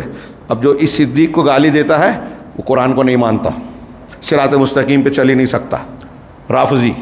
اور جو ان کا ساتھ دیتا ہے وہ اس کے معاون، مددگار ہے، اس کا شریک ہے، تحریکی ہو کوئی بھی ہو. نبیوں، صدیقین، شہداء اور صالحین کا راستہ وہ کون سا راستہ ہے؟ قرآن و حدیث والا. اور صالحین میں سر فہرست صحابہ کرام ہیں. صحابہ کرام میں سے یہ بھی متفق ہے، جیسے میں نے انبیاء کے بارے میں بتایا، دنیا کا کوئی ولی کتنا بھی اونچا ہو، ہوا میں اڑے، پانی پہ چلے، کرامت کھیلے، عشاء کے وضو سے فجر اور فجر کے وضو سے عشاء پڑھے، بالغ ہونے کے بعد کبھی وضو ٹوٹا ہی نہ ہو، کسی صحابی کے پیر کی دھول کے برابر نہیں پہنچ سکتا۔ ہم اور آپ نہ سمجھیں، آج کل گالیاں دینے کا رواج ہے، رافضیت ہمارے درمیان چیخ رہی ہے اور ہم لائک کر رہے ہیں۔ اس کے بعد اللہ نے کہا غیر المغضوب علیہم ولا الضالین، ان لوگوں کا راستہ نہیں جو مغضوب علیہم ہیں، جن پر اللہ کا غضب ہوا اور جو گمراہ ہیں۔ غضب کچھ لوگوں نے کہا یہ یہود ہے مغضوب، اور مغضوب علیہم، اور ضالین نصارہ ہیں۔ یہود کی گمراہی یہ تھی کہ علم ہوتے ہوئے غلط کام کیا، گمراہ ہوئے، اور نصارہ کی گمراہی یہ تھی کہ بغیر علم کے عمل کر رہے تھے، یعنی بغیر علم کے جو کرے گا، جیسے ہمارے یہاں جو جاہل لوگ نئے کام کرتے ہیں، نئے تہوار مانتے ہیں، پیر صاحب نے، صوفی صاحب نے ایسی دعا بتا دی، ایسا ذکر بتا دیا، ایسا تہوار بتا دیا، ایسا وظیفہ بتا دیا جو قرآن حدیث میں کہیں ہے ہی نہیں، صحابہ جانتے ہی نہیں تھے، وہ ہم کر رہے ہیں۔ وہ ضالین کا طریقہ ہے، اور علم ہے لیکن نہیں مصلحت کے خلاف ہے، ہماری عقل میں نہیں آتا، لوگوں کو برا لگ جائے گا، اختلافی مسئلے پہ بات نہیں کرنا۔ نبی سے زیادہ قابل ہو گئے ہمارے یہ لوگ، کسی ایک نبی نے شرک کا رد نہ کیا ہو بتائیے تو آپ کہیں گے اختلافی مسئلے پہ بات کرتے تھے، کیا کہیں گے؟ ہم سیریس نہیں ہیں، میں جو بار بار کہہ رہا ہوں جملہ سمجھیں اسے، یہ جو ہمارا رویہ ہے نا قرآن حدیث کے تعلق سے، داعی اور دعوت کے تعلق سے، صحیح لوگوں پر تنقید کرنا، کام نہیں کرنے دینا، دعوت میں روڑے اٹکانا، فضول کی بحث میں جو ہے وقت گزارنا، حدیثیں سمجھ میں نہیں آ رہی ہے، فلاں کو یہ ہے، صحابہ میں تو ایسا تھا، واقعہ کربلا ویسا تھا، ہمارا نام اہل حدیث اور سلفی کیسے؟ اللہ کے رسول نے تو مسلمان نام رکھا، تو حضرت ابراہیم کا نام ابراہیم تھا، اللہ تعالیٰ نے خلیل بھی کہا، قانت بھی کہا۔ اہل بدعت کو اہل بدعت آپ کہہ سکتے ہیں، قرآن حدیث نے کہا، اہل سنت کو اہل سنت نہیں کہہ سکتے۔ یہ جہالت کے شاہکار ہیں، یہ جتنے لوگ اس قسم کی باتیں کرتے ہیں، لکھ لیں، سن لیں، اگر کوئی ہے یہاں اور میری بات بری لگ رہی ہے تو ٹھیک ہے، مجھ پر غصہ ہو، لیکن میری باتوں پر غور کریں کہ آپ بڑے عالم ہیں، یا صحابہ، تابعین، تابع تابعین، محدثین، امام احمد بن حنبل، امام بخاری، امام ذہبی، امام ابن حجر، یہ اہل الحدیث، سلفی، اہل الاثر، طائفہ منصورہ، یہ ان الفاظ کا استعمال کرتے تھے۔ اللہ نے مسلمان کہا، غیر مسلموں میں ہم مسلمان کس نام سے تمیز پاتے ہیں، لیکن جب نئے فرقے بعد میں ہوئے تو ان اہل بدعت کے فرقوں سے تمیز پانے کے لیے اہل السنہ، اہل الحدیث، اور یہ قرآن حدیث سے لیا ہوا نام ہے، صحابہ اور تابعین سے ثابت ہے۔ میرے پاس ہاتھ میں کتاب ہے، اس میں کم سے کم 40-50 اقوال اور فتاوے مل جائیں گے پرانے۔ امام ذہبی نے 20 محدثین علماء کے بارے میں لکھا، امام دارقطنی کے بارے میں کہا کہ نہ وہ کلام میں شامل ہوتے تھے، نہ بدعت کے کسی میں بدعتی امور میں خائض تھے، وہ کانا سلفین، وہ سلفی تھے۔ علامہ ابن تیمیہ کہتے ہیں، علامہ ابن تیمیہ رحمہ اللہ کہتے ہیں کہ سلف کی طرف نسبت کرنا کوئی عیب کی بات نہیں ہے، اس لیے کہ اللہ رسول نے حکم دیا ہے کہ ما انا علیہ اصحابی، جنت پہ جانے والے گروہ کا طریقہ کہ جس پر میں ہوں، جس پر اللہ کے رسول تھے، وہ سنت ہے، حدیث ہے، اس کو ماننے والا اہل حدیث، اہل سنت، اور جس پر میرے صحابہ ہیں، صحابہ جماعت ہے، اس کو ماننے والا اہل جماعت، اہل السنہ والجماعہ۔ حدیث کو ماننے والا اہل حدیث، حدیث قرآن کو بھی کہتے ہیں، سنت کو بھی کہتے ہیں۔ یہ شناخت کے لیے ہے، یہ نام نہیں ہے، لقب ہے۔ علامہ البانی نے اس کا جواب دیتے ہوئے کہا کہ اللہ کے رسول صلی اللہ علیہ وسلم نے یہ لفظ استعمال کیا، حضرت فاطمہ سے کہا اس میری وقت کی، جب کہا بتایا کان میں کہ میری موت کا وقت قریب آ گیا، رونے لگی، تسلی دیتے ہوئے آگے جو جملہ کہا کہ اس میری وقت کی، صبر کرو اور تقوی اختیار کرو، نعم السلف لک انا۔ حضرت فاطمہ سے، اپنی بیٹی سے، لخت جگر سے نبی پاک صلی اللہ علیہ وسلم نے فرمایا کہ نعم السلف لک انا، میں تمہارے لیے کتنا اچھا سلف ہوں۔ سلفی اسی کی طرف نسبت ہے۔ سلفی کا نسبت کا مطلب یہ ہوتا ہے کہ وہ مسلمان جو سلف کے طریقے پہ، سلف صحابہ اور تابعین ہیں، اور اللہ نے کہا ہے، رسول نے کہا ہے میرے اور میرے صحابہ کے طریقے پہ چلنا۔ ابھی آپ نے آیت بھی سنی تھی، قرآن نے کہا وَمَن يُشَاقِقِ الرَّسُولَ مِن بَعْدِ مَا تَبَيَّنَ لَهُ الْهُدَىٰ وَيَتَّبِعْ غَيْرَ سَبِيلِ الْمُؤْمِنِينَ، جو رسول کی مخالفت کرے ہدایت اور حق کے واضح ہو جانے کے بعد، ہاں، وَيَتَّبِعْ غَيْرَ سَبِيلِ الْمُؤْمِنِينَ، اور المومنین کے علاوہ دوسرے راستے پر چلے۔ اہل علم نے، امام شافعی رحمہ اللہ کہتے ہیں کہ اس آیت سے ثابت ہوتا ہے کہ صحابہ کرام اگر کسی بات پر متفق ہو جائیں تو وہ دلیل ہے قرآن کے مطابق۔ صحابہ میں کوئی چیز اختلاف والی نہیں ہے، اگر وہ دلیل ہے، اجماع صحابہ حجت ہے، اس سے ثابت ہوتا ہے۔ اور اس سے یہ ثابت ہوتا ہے کہ اس وقت کے مومنین صحابہ تھے، صحابہ کے طریقے سے کوئی ہٹا تو وہ رسول کے طریقے سے ہٹا، اور جو اس طریقے سے ہٹ گیا، قرآن کہہ رہا ہے نُوَلِّهِ مَا تَوَلَّى، وہ جس راستے پہ چل رہا ہے چلنے دیں گے، اب اس کو سدھرنے کی توفیق نہیں ملے گی، وَنُصْلِهِ جہنم، اور اسے جہنم میں ڈال دیں گے، وَسَاءَتْ مَصِيرًا، اور بہت برا ٹھکانہ ہے۔ قرآن کہہ رہا ہے، اختلافی مسئلہ ہے، نہیں بولنا چاہیے، ہاں۔ یہ اللہ رب العالمین نے کہا کہ ان رسولوں کی طرف ہم نے اس دین کی، اب الدین کیا ہے؟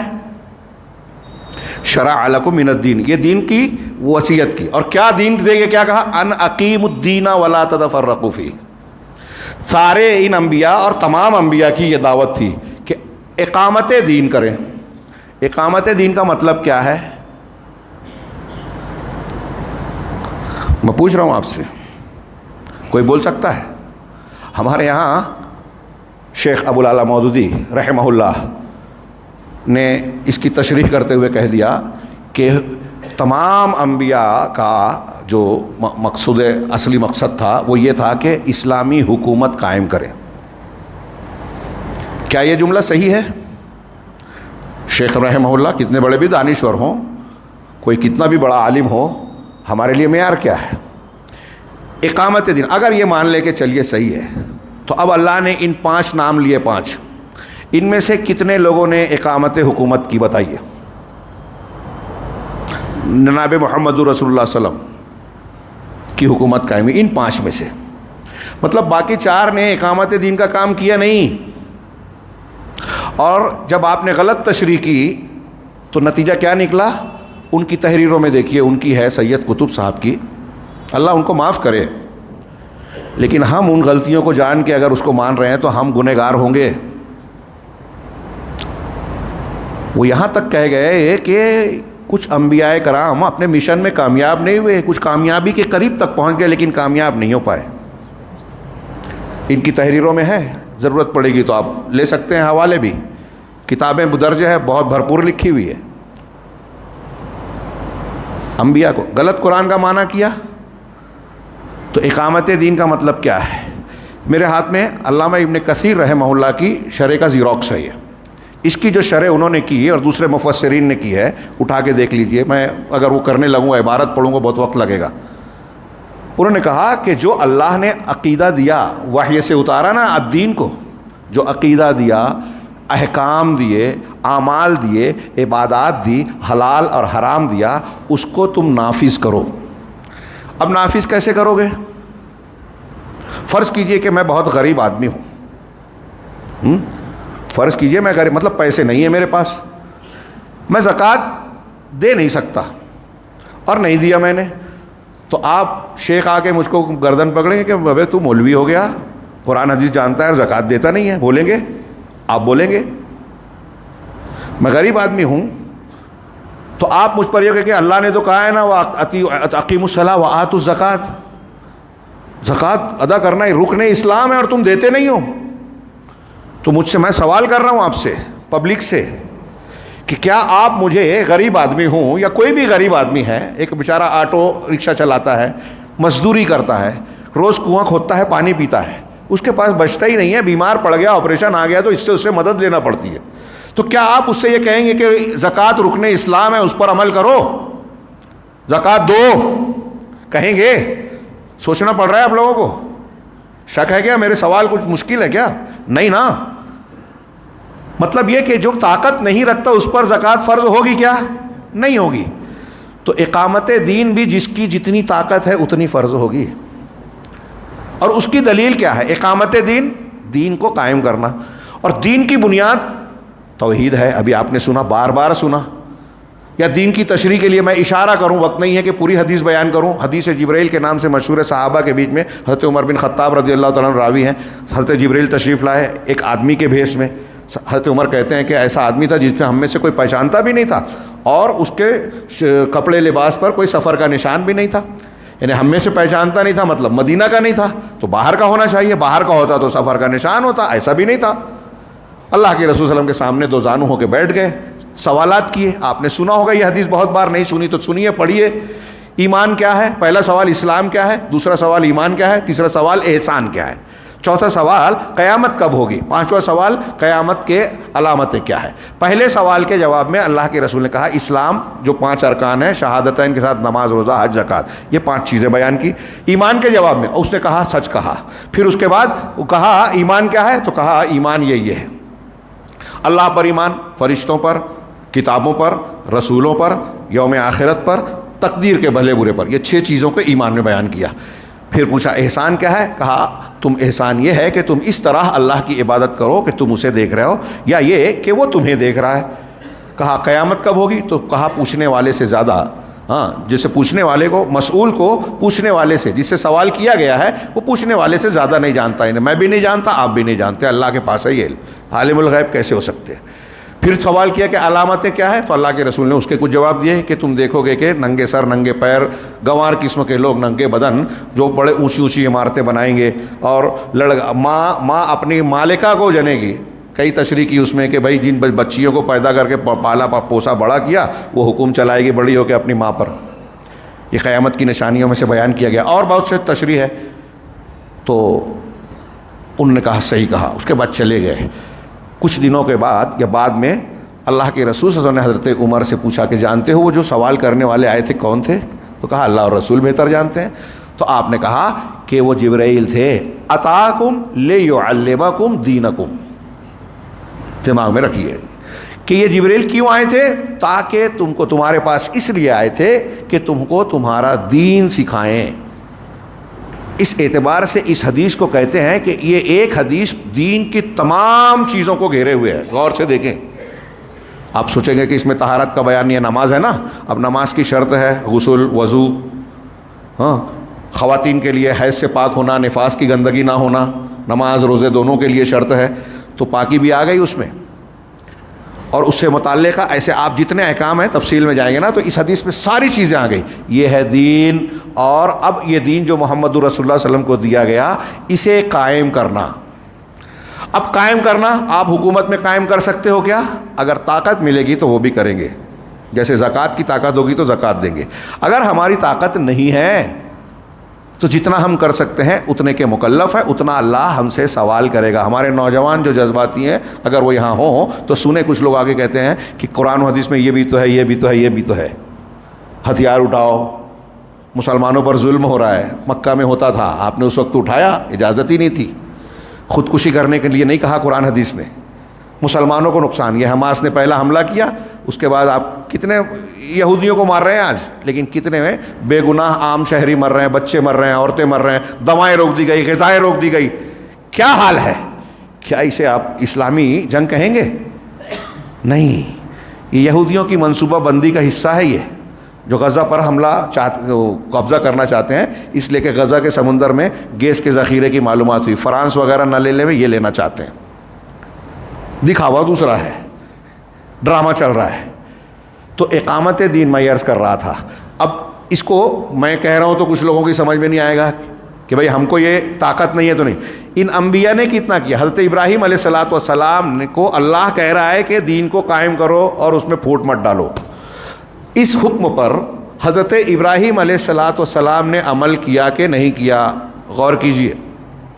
سیدنا ابراہیم خلیل الرحمن، اہل علم کہتے ہیں کہ انبیاء اور رسولوں میں جس کا درجہ جتنا اونچا بتایا گیا، کیوں بتایا گیا؟ جس نے توحید کے تقاضے کو جتنا مکمل کیا، جس نے شرک کو جتنا رد کیا، جس نے لوگوں کو توحید کو کی طرف بلانے اور شرک سے منع کرنے میں جتنی قربانی دی، اس نبی کا درجہ اتنا اونچا، اور عام انسانوں میں بھی اس آدمی کا درجہ اتنا ہی اونچا ہوگا، اس جماعت کا درجہ اتنا اونچا ہوگا جو توحید پر عمل کرے گی۔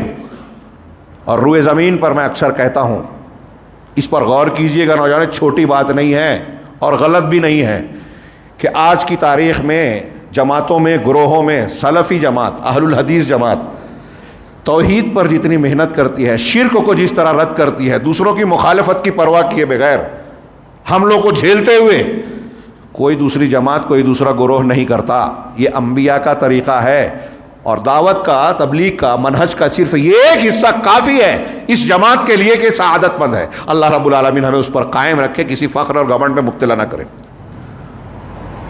پوری دنیا میں آج کوئی فضائل بیان کر رہا ہے, کوئی سیاسی دین پیش کر رہا ہے, کوئی تصوف کے نام پر جو ہے اسلام کے نام پر اسلام سے دور لے جا رہا ہے, کوئی وحدت الوجودی عقیدہ بیان کر کے ہندو عقیدے کو ہمارے اندر پھیلا رہا ہے, یونانی اور ہندو عقیدے کو, اور ہم اس کو لائک کر رہے ہیں.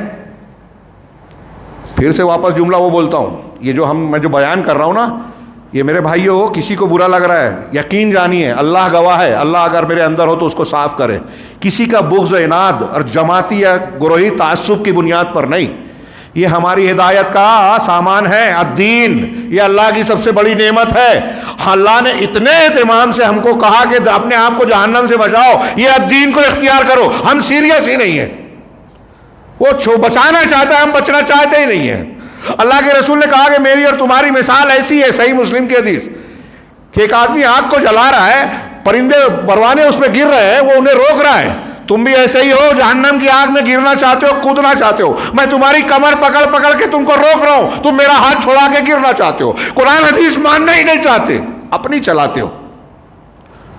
تو اقامت دین, اقامت توحید کے بغیر, شارٹ میں یہ لکھ لیں جو کہہ رہا ہوں, اقامت دین اقامت توحید کے بغیر ممکن ہی نہیں ہے.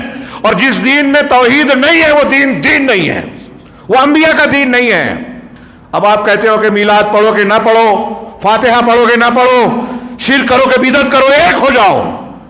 یہ آگے جو جملہ ہے وَلَا تَتَفَرَّقُوا فِيهِ, اس میں فرقہ کس میں, اس میں پھوٹ مت ڈالو, کس میں پھوٹ نہ ڈالو, اس میں پھوٹ. اب ہمارے یہاں کچھ لوگ کہتے ہیں ارے دیکھو قرآن کہہ رہا ہے ایک ہو جاؤ, دین قائم کرنا ہے تو حکومت چاہیے, حکومت قائم کرنا ہے تو طاقت چاہیے, طاقت کرنا ہے تو اتحاد چاہیے, اتحاد کرنا ہے تو بحث مت کرو کہ یہ شرک ہے یہ بدعت ہے. ارے پھوٹ کس سے پڑی, ایک دم مانا دین کو بالکل الٹ دیا. یہ میں اکثر کہتا ہوں کہ لا الہ الا اللہ کلمہ توحید ہے, صوفیوں نے اسے کلمہ شرک بنا دیا. اللہ کے سوا کوئی معبود برحق نہیں ہے. صوفیوں نے اس کا معنی کیا بتایا کہ اللہ کے سبھی چیز میں اللہ ہے, اور ڈاکٹر اسرار اس کو کہتے ہیں, قبول کرتے ہیں, لکھا بھی ہے, بولا بھی ہے, درس بھی ہے کہ ہر چیز, ہندو جس مورتی کو پوجتا ہے اس میں بھی اللہ ہے, آپ کے اندر بھی ہے, میرے اندر بھی ہے, اس پنکھے میں, اس ٹیبل میں ہے, نعوذ باللہ نعوذ باللہ نعوذ باللہ, کتے بلی سور میں بھی ہے. یہ ان کے صوفیوں نے کتابوں میں لکھا ہوا ہے, اور ڈاکٹر اسرار کہہ رہے ہیں کہ یہ حق ہے اور ہم اس کو لائک کر رہے ہیں. کیسے لائک کر رہے ہو, عقیدہ ہی اگر بگڑا ہوا ہے تو کس طرح اس کے پیچھے چل رہے ہو. اور آج کیسی گمراہی ہے, اور اللہ کے رسول نے ہمیں بتایا ہے کہ مجھے گمراہ کرنے والے اماموں کا ڈر ہے اپنی امت پر, اور ہم پیچھے جا رہے ہیں. ہمارے ہی درمیان ہماری بولی بولنے والے, قرآن حدیث کا نام لینے والے بیچ میں آئیں گے, لیکن جہنم کے دروازوں کی طرف بلانے والے ہوں گے. اللہ کے رسول نے بتایا بخاری کی حدیث میں, دعات علی ابواب جہنم, ہم ان کے پیچھے جا رہے ہیں. تو جیسے میں نے یہ کہا کہ انہوں نے کلمہ توحید کو ایسے ہی یہاں کلمہ توحید کو کلمہ کفر بنا دیا, ایسے ہی یہاں یہ جو فرقے بنانے والا معنی ہے لوگوں نے الٹ دیا. مجھے بتائیے, سوال ہے میرا اور ان تمام دانشوروں سے جنہوں نے اس میں کتابیں تک کالی کی ہے, کہ فرقے کیسے بنے مسلمانوں میں, مسلمانوں میں فرقے کیسے بنے. لمبا ٹائم نہیں ہے, میرے پاس کتنا ٹائم ہے کہ کب تک بولوں. الحمدللہ الحمدللہ, جزاک اللہ خیر. روز نہیں آتا, اللہ کا جل آپ کو جزائے خیر دے. تو میں کیا کہہ رہا تھا,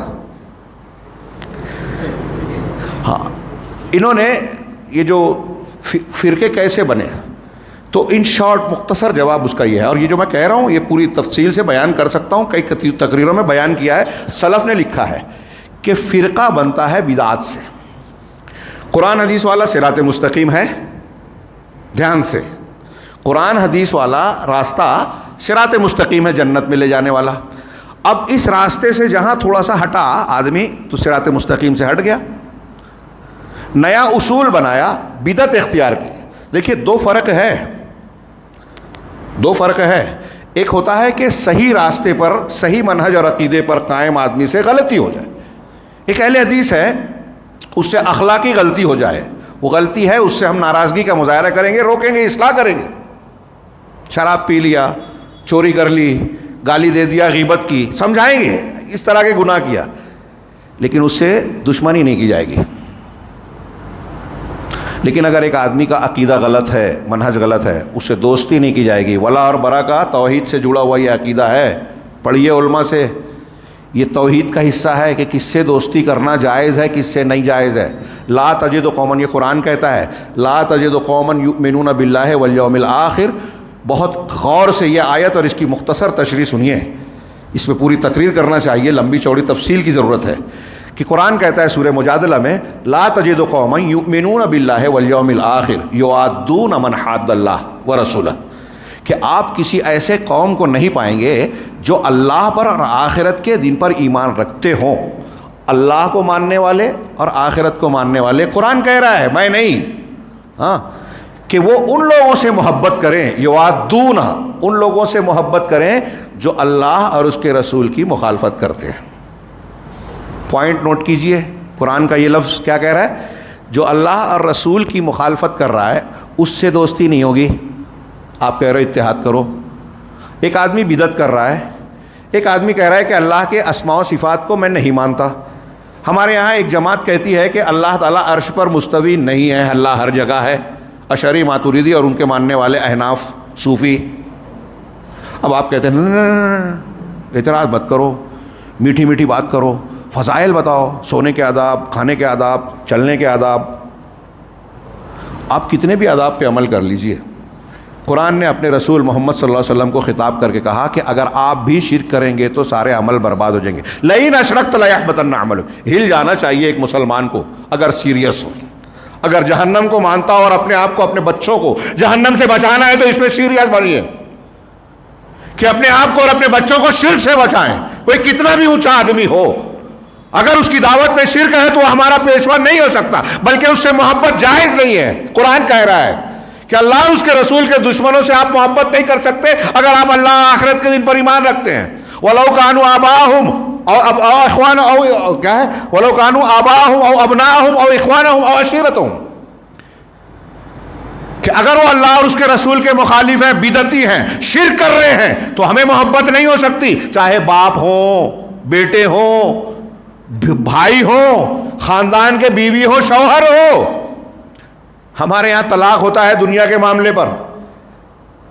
کھانا تیار نہیں کیا، وقت پر یہ نہیں کیا اور فلاں چیز توڑ دی، اس پہ طلاق ہونا چاہیے کہ وہ مشرک ہے، نماز نہیں پڑھتا، بچوں کو دین نہیں سکھاتا، قرآن حدیث کی تعلیم نہیں ہے. اس پہ ہونا چاہیے، کیونکہ اگر آپ ساتھ دیتے ہو ایسے شخص کی بیوی بن کے، اگر ہماری توحید والی عورت رہتی ہے جو شرک کرتا ہے، ایسے شخص کو بیوی بنا کر رکھا ہے جو مشرک ہے کھلے طور سے، تو اس کو سوچنا چاہیے کہ اللہ اور اس کے رسول کے دشمن سے محبت کر رہا ہے. اب یہاں جو جماعتیں ہیں، میں کہہ رہا ہوں کوئی یہ نہ سمجھے میں اختلافی بات کر رہا ہوں، یہ علم کی بات ہے، یہ قرآن کی بات ہے. کہ اب دیکھیے کہ جو جماعت تو بدعت کی تائید کرتی ہے، بدعتیوں کا ساتھ دیتی ہے، وحدت الوجود کو مانتی ہے، تعزیہ صحابہ کرام ابو بکر صدیق، عمر فاروق کو گالی دیتی ہے. ابھی کلپ آئی شیعوں میں کھلے طور سے، ایران میں ہوتا ہے کہ ان پہ گالی دی جاتی ہے.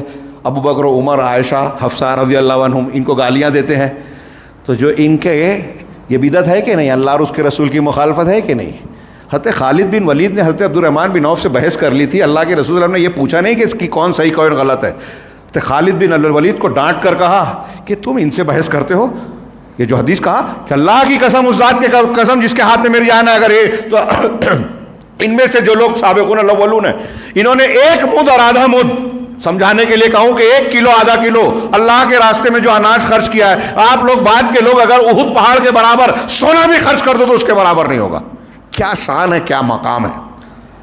ایک صحابی ہی کو کہا جا رہا ہے، خالد بن ولید رضی اللہ تعالیٰ عنہ کو اللہ کے رسول کہہ رہے ہیں، ہم عرب اور یہ بات کے ٹٹ پنجیے کیا ہیں، وہ حدیث، وہ تاریخ. ارے کوئی بھی حدیث اور تاریخ ہو، اللہ نے جب کہا ہے، رسول نے کہا ہے، گالی مت دو، لا تسبوا اصحابی، میرے صحابہ کو برا بھلا نہ کرو. ہم نہیں کہہ سکتے اور کہنے والے کا منہ نوچیں گے، کتنا بھی برا لگے اس کو لگتا ہے اختلافی مسئلہ ہے. نہیں، ہمارے یہاں اختلافی مسئلہ اس کو کہیں گے جہاں قرآن حدیث میں اختلاف کی گنجائش ہو. اس میں کوئی اختلاف نہیں ہے. تمام صحابہ، تمام تابعین، تمام محدثین، تمام فقہا کا اتفاق ہے کہ صحابہ عدول ہیں. ان کو برا بھلا کہنے والا ملحد ہے، بے دین ہے. ماضی میں شیعوں کا معاملہ ہمارے درمیان، سنیوں کے درمیان لانے والے صوفی تھے. تصوف کا پل بنایا انہوں نے، جو اوپر سے دکھنے میں سنی دکھے، اندر سے شیعہ تھے، باطنی تھے. سازش رچی گئی صوفیت کو گڑنے میں، باطنیت کو گڑنے میں. کاش وقت ہوتا یہود، مجوس، مزدکی، شیعہ سب مل کے یہ پلان بنائیں کہ لوگوں کو دھوکہ دینا ہے تو قرآن کے نام پہ دھوکہ دیا جائے گا مسلمانوں کو. کیسے؟ یہ کہو کہ قرآن کے کچھ ظاہری مطلب ہے، کچھ باطنی مطلب ہے، تو کہا کیسے مانیں گے؟ کہا کہنا یہ اہل بیت کی تشریح ہے، سب کو نہیں سمجھے گی. تو اہل بیت کا نام سن کے مسلمان تحقیق نہیں کرے گا. جیسے آج کل کچھ شخصیتوں کو نام مان لیتا ہے اور اس کے اندھا ہو کے اس کی ہر صحیح غلط بات ماننے لگتا ہے. یہ شروع کیا گیا اور اس میں پہلے صوفیوں کو پیش کیا گیا، باطنیوں کو جو نام میں مسلمان دکھتے ہیں، اندر سے تقیہ کر کے سنیوں کے بیچ میں لاتے تھے. اس دور میں تحریکیوں نے، جماعت اسلامی کے لوگوں نے شیعت کو سنیوں میں داخل کیا ہے. کسی کو برا لگے تھوڑی دیر کے لیے مجھ سے ناراض ہو جائے، چلے، میری بات پہ غور کیجئے، حقیقت کو دیکھیے. ہاں، یہ ڈاکٹر اسرار کتابچہ لکھتے ہیں ایران کے دورے کے بعد، شیعہ سنی مفاہمت پڑھیے، کیسی بکواس کی ہے اس میں. یہ جو میں نے جملہ کہا اس میں بیان کیا ہے کہ شیعہ سنی کا اختلاف صحابہ کرام کے شخصیت کا تاریخی اختلاف ہے. صحابہ کی شخصیت کو ہم جو مانتے ہیں وہ ہماری تاریخ نہیں مانتے، عقیدہ ہے. کیونکہ قرآن میں اللہ نے ان کی تعریف کی ہے. جن سے اللہ راضی ہوا آپ اس سے ناراض ہو، چلے گا؟ قرآن کیا کہہ رہا ہے؟ جو اللہ اور رسول کی مخالفت کرتا ہے آپ نہیں پاؤ گے. اب کوئی شیعوں کا ساتھ دے رہا ہے تو وہ اللہ اور رسول پر ایمان، اللہ پر اور آخرت کے دن پر ایمان رکھنے والا ہو سکتا ہے کیا؟ ولا اور برا کے اس قرآنی اصول کو مان رہا ہے کیا؟ قرآن نہیں مانتا. وہ جو صحابہ کرام کو برا بولے یا صحابہ کرام کو برا بولنے والوں کا ساتھ دے وے. سعودی عرب کا کوئی آدمی اگر چھوٹی موٹی غلطی کر دے یا صحیح ہو غلط تو ہنگامہ، اور یہاں قبروں مزاروں کو آراستہ کیا جائے، شرک کی جو ہے تبلیغ کی جائے، وہاں چپی، خاموشی. میں نے ابھی ذکر کیا تھا، ایک صاحب نے کمنٹ کیا اسی تحریکی جاہل آدمی نے، بولے وہ محمد بن سلمان آئے تھے G20 کے ٹائم، G20 ہوا تھا نا، G20 کے ٹائم، تو بولے وہ گاندھی دھام پہ نہیں گئے، اس لیے کہ ایک طریقے سے اس میں غیر اللہ کی تعظیم کا پہلو تھا، عقیدے کے خلاف بات ہے توحید کے، نہیں گئے. لیکن ایک غیر مسلم ملک کی سربراہ، وزیر اعظم یا صدر تھی کوئی، اس سے ہاتھ ملا لیا. تو اب آپ اس کے علم کا، اس کی سوچ کا اندازہ لگائیے اور ہماری قوم کا کیا معیار ہے یہ اندازہ لگائیے. وہ کہتا ہے کہ انہیں گاندھی دھام پہ چلے جاتے چلتا لیکن ہاتھ نہیں ملانا تھا. کون سا گناہ بڑا ہے؟ ابھی میں نے دسیوں بار بیان کیا ہے علامہ ابن تیمیہ کا ایک مناظرہ، اس میں انہوں نے کچھ لوگوں سے کہا کہ انہوں نے بتایا کہ ہم ڈاکو، چور، لٹیروں کو توبہ کرا کے مسجد لے آئے. کہا مسجد میں آنے کے بعد وہ کون سا دین مانتے ہیں؟ تو کہا یہ کرتے ہیں. تو کہا یہ تو بدعت ہے. یہ جو پہلے وہ لوٹ مار کرتے تھے، بہت غور سے سنیے، آج اچھے علماء یہ سمجھنے کو تیار نہیں جو میں سمجھا رہا ہوں. جاہلوں کی تو بات چھوڑیے، عوام کی اور جاہلوں کی. وہ کہتے ہیں کہ وہ پہلے لٹیرے تھے، گنہگار تھے. اس وقت جو ان کی حالت تھی اس سے نکال کے تم نے جو بدعت والے دین میں ڈالا، یہ حالت زیادہ بری ہے ان کی. کیوں؟ علامہ ابن تیمیہ کا وہ جملہ یاد رکھنے کا ہے. وہ کہتے ہیں کہ ایسا گناہ جس کے گناہ ہونے کا احساس آدمی کو ہو کہ میں گناہ کر رہا ہوں، اس گناہ سے زیادہ چھوٹا ہے جس میں آدمی گناہ کر رہا ہے لیکن سمجھ رہا ہے کہ میں نیکی کر رہا ہوں. بدعت کرنے والا سمجھتا ہے کہ میں نیکی کر رہا ہوں. اور پھر انہوں نے دلیل دی، میں لمبی بات نہ ہو اس کے لیے شارٹ میں اشارہ کروں کہ ایک صحابی نشے کی حالت میں پکڑے گئے، مطلب ان کو لایا گیا، سزا دی گئی کوڑے مارنے کی، دوسری یا تیسری مرتبہ. تو ایک دوسرے صحابی نے کہہ دیا ان پر اللہ کی لعنت ہو، بار بار یہ نشہ کر لیتے. اللہ کے رسول نے کہا کہ لا تلعنوا، ان پر لعنت نہ بھیجو. بخاری کی حدیث ہے. اور شیطان کی، اپنے بھائی کے خلاف شیطان کی مدد نہ کرو. دیکھیے کیوں؟ وجہ بتائی اللہ کے رسول نے کہ وہ انہ یحب اللہ ورسولہ، وہ اللہ اور اس کے رسول سے محبت کرتے ہیں، یعنی عقیدہ صحیح ہے، دل میں ایمان ہے. لیکن اس کے بالمقابل اللہ کے رسول نے خارجیوں کے بارے میں کیا کہا؟ 25-30 حدیثیں ہیں صحیح بخاری صحیح مسلم میں اور دوسری حدیث کی کتابوں میں. اور کہ اگر تم ان کو دیکھو گے تو تم میں کا ایک آدمی اپنی نماز کو ان کی نماز کے سامنے، اپنے روزے کو ان کے روزے کے سامنے، اپنی تلاوت کو ان کی تلاوت کے سامنے کم سمجھے گا. وہ تلاوت تو کریں گے، حلق سے نیچے نہیں اترے گا، دین سے اس طرح نکل جائیں گے جیسے تیر شکار کو چھید کر نکلتا ہے. مجھے مل جائے تو آد کی طرح قتل کروں گا، تم کو مل جائے تو قتل کرنا. اور دوسری حدیث میں کہا کہ یہ جہنم کے کتے ہیں، کلاب النار کہا. خارجیوں کا نام لے کے کہا. دانشور سن لے میں، کسی کا رد کرنے کے لیے کہیں کہیں نام لینے کی ضرورت پڑتی ہے. قرآن نے رد کیا ہے نصارہ کا تثلیث کا رد کیا، یہود کا رد کیا، مشرکین نے جو کہا کہ یہ ہمارے وسیلے ہیں لات و عزیٰ کا نام لے کر ان کا رد کیا. اللہ کے رسول نے رد کیا، اور اللہ کے رسول خارجیوں کا نام لے کے رد کر رہے ہیں. کہا یہ خوارج ہے، قیامت تک رہیں گے، ان کی یہ صفت ہے. آج دیکھ لیے کن لوگوں میں جدید دور کے خارجی کون لوگ ہیں جو مسلمانوں کو کافر کہتے ہیں. سید قطب صاحب نے کہا کہ ان کے جماعت کے علاوہ پورے مسلمانوں کا جو معاشرہ ہے سب کافر ہے. معالم فی الطریق فی ظلال القرآن اس میں موجود ہے. سب کافر ہیں، اگرچہ اذان دے رہے ہیں، اشہد ان لا الہ الا اللہ اشہد ان محمد رسول اللہ کہہ رہے ہیں. تو یہ اللہ کے رسول صلی اللہ علیہ وسلم نے کہا، خوارج کا نام لے کر کہا، دین سے نکل جائیں گے. ان سے بچنے کے لیے کہا، نام لے کے دیکھیے جس سے خطرہ ہو کہ لوگ گمراہ ہو سکتے ہیں ان کو بتانا ضروری ہے، علماء کی ذمہ داری ہے. علماء جدید قدیم علماء کے فتوے ہیں کہ اگر کسی کا نام لیے بغیر اس سے لوگوں کو ڈرائے، اگر کوئی ایسا شخص ہے جس سے لوگ گمراہ ہو رہے ہیں تو نام لے کر رد کرنا ضروری ہے. امام احمد بن حنبل نے کتاب لکھی محاسبی کے خلاف، کتاب الرد علی الجہمیہ. علامہ امام بخاری وغیرہ نے اور دوسروں نے بہت سے لوگوں کا رد کیا. آپ کہیں گے وہ اختلافی بات کر رہے تھے. اگر یہ رد نہیں ہوتا نا تو آج ہمارے پاس قرآن حدیث محفوظ نہیں رہتا.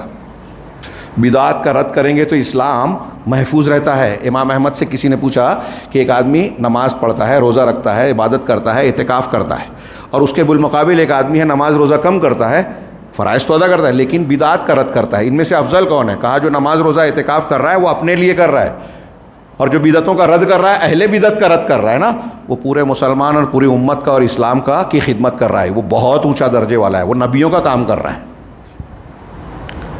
یہ ایک نہیں، ایسے بیسیوں اقوال ملیں گے آپ کو. تو اللہ نے، میرا سوال تھا کہ اس میں پھوٹ نہ ڈالو. اقیم الدین کا مطلب یہ ہے کہ دین کو قائم کرو، اور دین کے قائم کرنے میں سب سے اہم چیز توحید ہے. اور فرقہ پھر اس میں پھوٹ نہ ڈالو، یعنی توحید کے راستے سے نہ ہٹو. اب ہمارے یہاں لوگ کہتے ہیں اتحاد کی دعوت دیتے ہوئے کہ دیکھیے آپ فرقہ بن گئے، آپ نے اختلاف کر لیا، اور اللہ کہہ رہا ہے اکٹھا ہو جاؤ، تو دین کو چھوڑ کے اکٹھا ہو جاؤ. یعنی اگلے والے جملے میں ولا تتفرقوا اس کو لے لیا، اور اس کے پہلے والے جملے کو، اور آگے آیت آ رہی ہے اس کو بھی چھوڑ دیا. قرآن کی اس آیت کو نہیں سمجھا جو لوگ یہ تشریح کر رہے ہیں. اقامت دین کا مطلب اقامت حکومت اور توحید کو غیر اہم قرار دے رہے ہیں. ان کی دعوت میں توحید کو وہ اہمیت ہے ہی نہیں جو انبیاء کی دعوت میں تھی.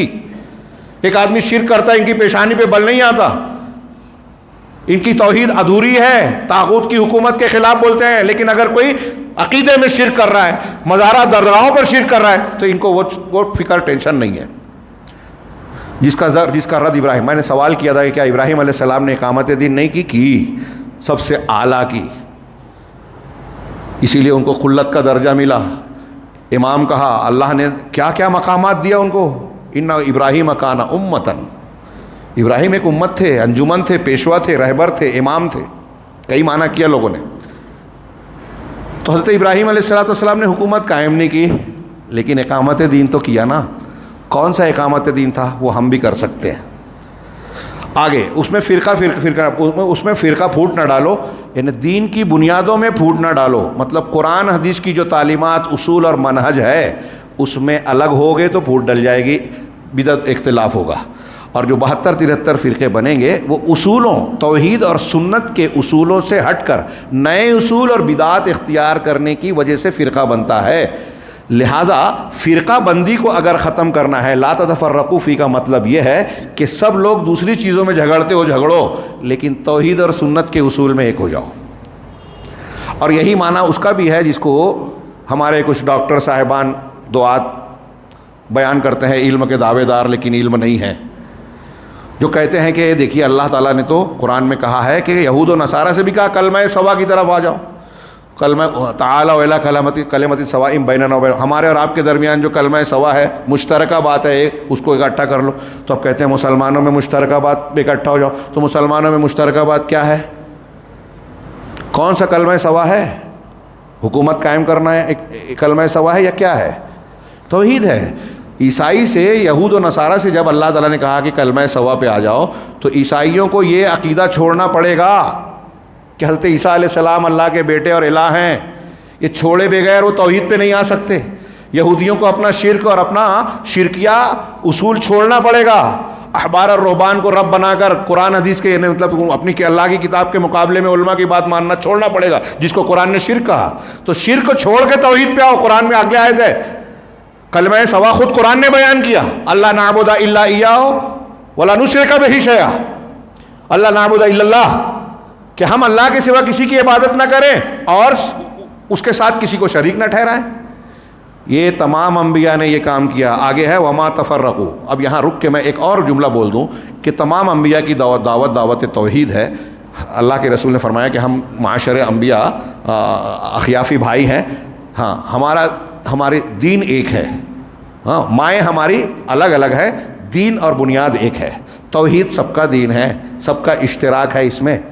اور نبی کریم صلی اللہ علیہ وسلم نے جو یہ کہا کہ سب کی توحید سب کی ہے، تو تمام انبیاء کی دعوت، نوح علیہ السلام کی دعوت کیا تھی؟ انہوں نے اقامت دین کی کہ نہیں کی؟ قرآن نے نقل کیا، ہاں یا قومی اعبدوا اللہ ما لکم من الہ، میری قوم کے لوگوں اللہ کی عبادت کرو، اس کے سوا کوئی معبود نہیں ہے۔ قرآن کی ایک آیت یہ دماغ میں رکھیے، وَلَقَدْ بَعَثْنَا فِي كُلِّ أُمَّةٍ رَسُولًا، ہم نے ہر امت میں ایک رسول مبعوث کیا، بھیجا، أَنِ اعْبُدُوا اللَّهَ وَاجْتَنِبُوا الطَّاغُوتَ۔ یہ دو جملہ یاد رکھیے، دعوت کے لیے دونوں ضروری ہے۔ ہر نبی کی دعوت کیا تھی؟ اللہ کی عبادت کرو، یہ توحید ہے۔ أَنِ اعْبُدُوا اللَّهَ وَاجْتَنِبُوا، اور طاغوت سے بچو، یہ شرک ہے۔ اب یہاں اہل علم نے کہا کہ پورا دین انہی دو چیزوں کی شاخیں ہیں۔ اگر آپ اللہ کو مانتے ہیں تو اللہ کے سارے حکم کو ماننا، نماز پر عمل کرنا ہے، روزے پر عمل کرنا ہے، ماں باپ کے حقوق کو ادا کرنا ہے جو قرآن نے بیان کیے، حدیث نے بیان کیے، بیوی شوہر کا، شوہر بیوی کا کے حقوق کا خیال رکھے، پڑوسیوں کے حقوق کا، ظلم نہ کرے، حرام حلال کی چیزوں کو استعمال کرے، سب آ گیا ان اعبدوا اللہ میں، کہ اللہ کے جو حکم ہے ماننا ہے۔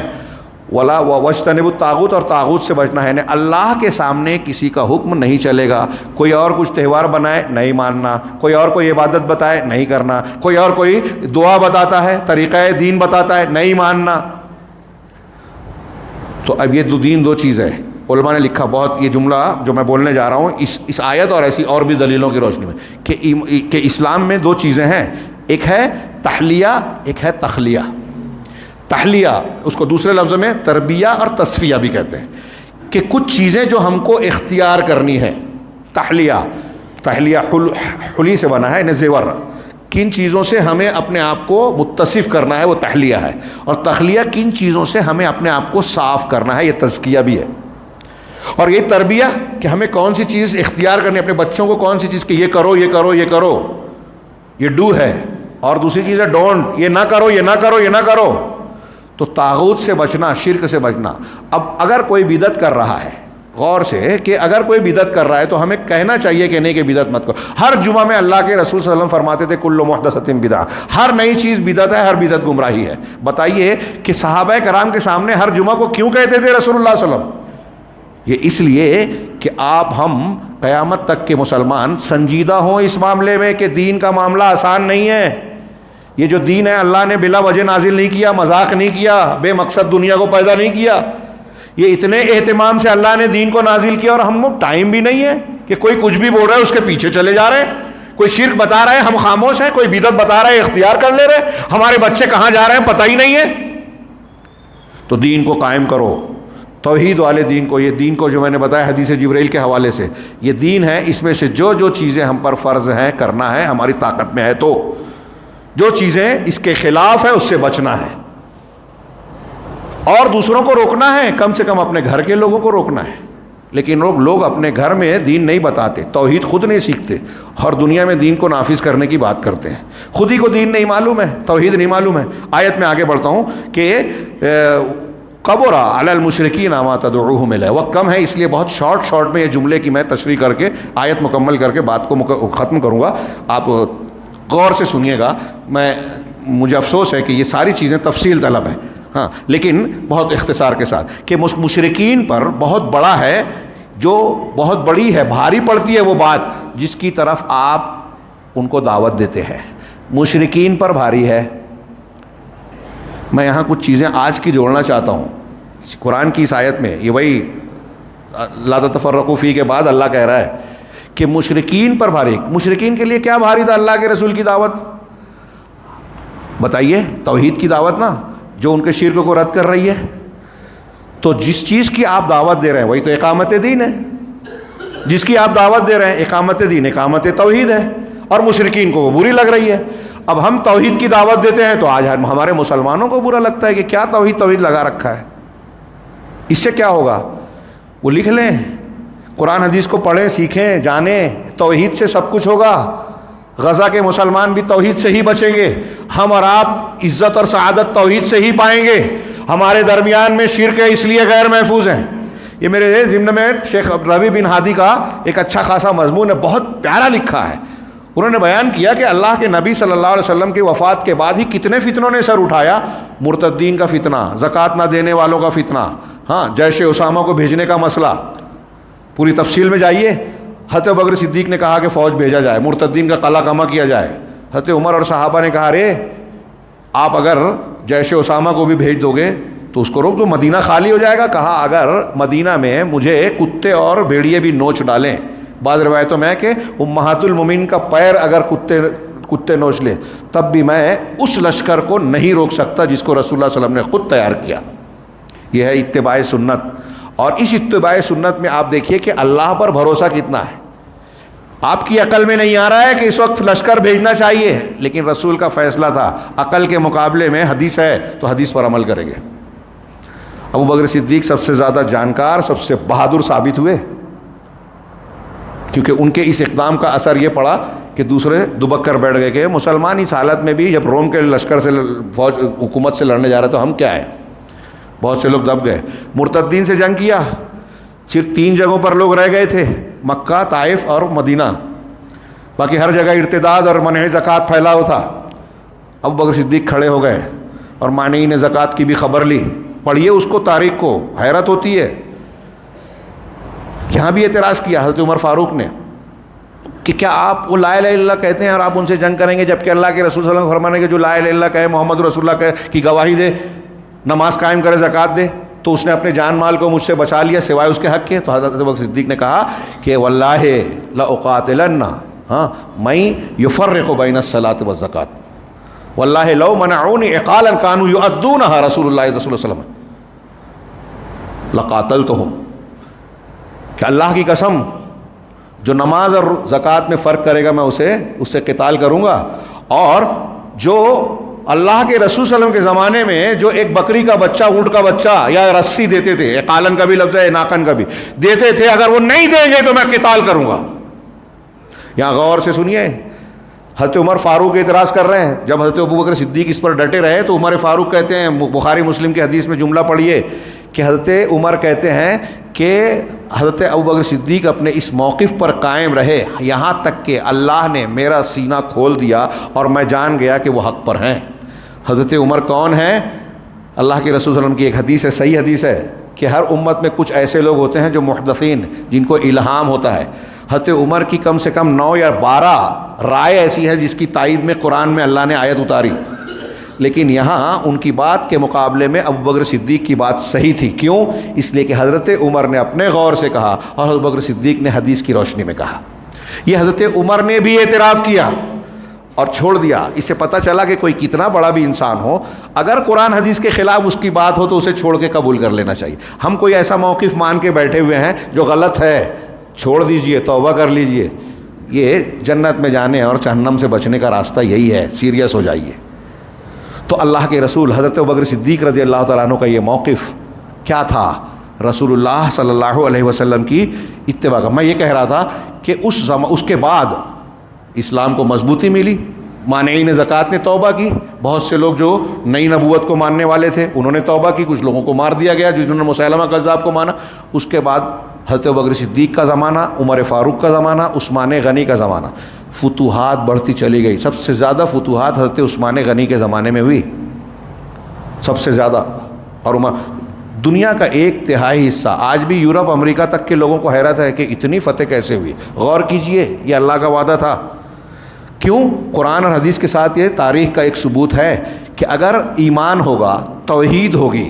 صحابہ کرام میں نئے نئے منہج نہیں تھے، اختلاف نہیں تھا، توحید تھی. اللہ پر بھروسہ تھا. سیدنا ابوبکر صدیق کی طاقت کیا تھی؟ تعداد نہیں تھی، ہتھیار نہیں تھے.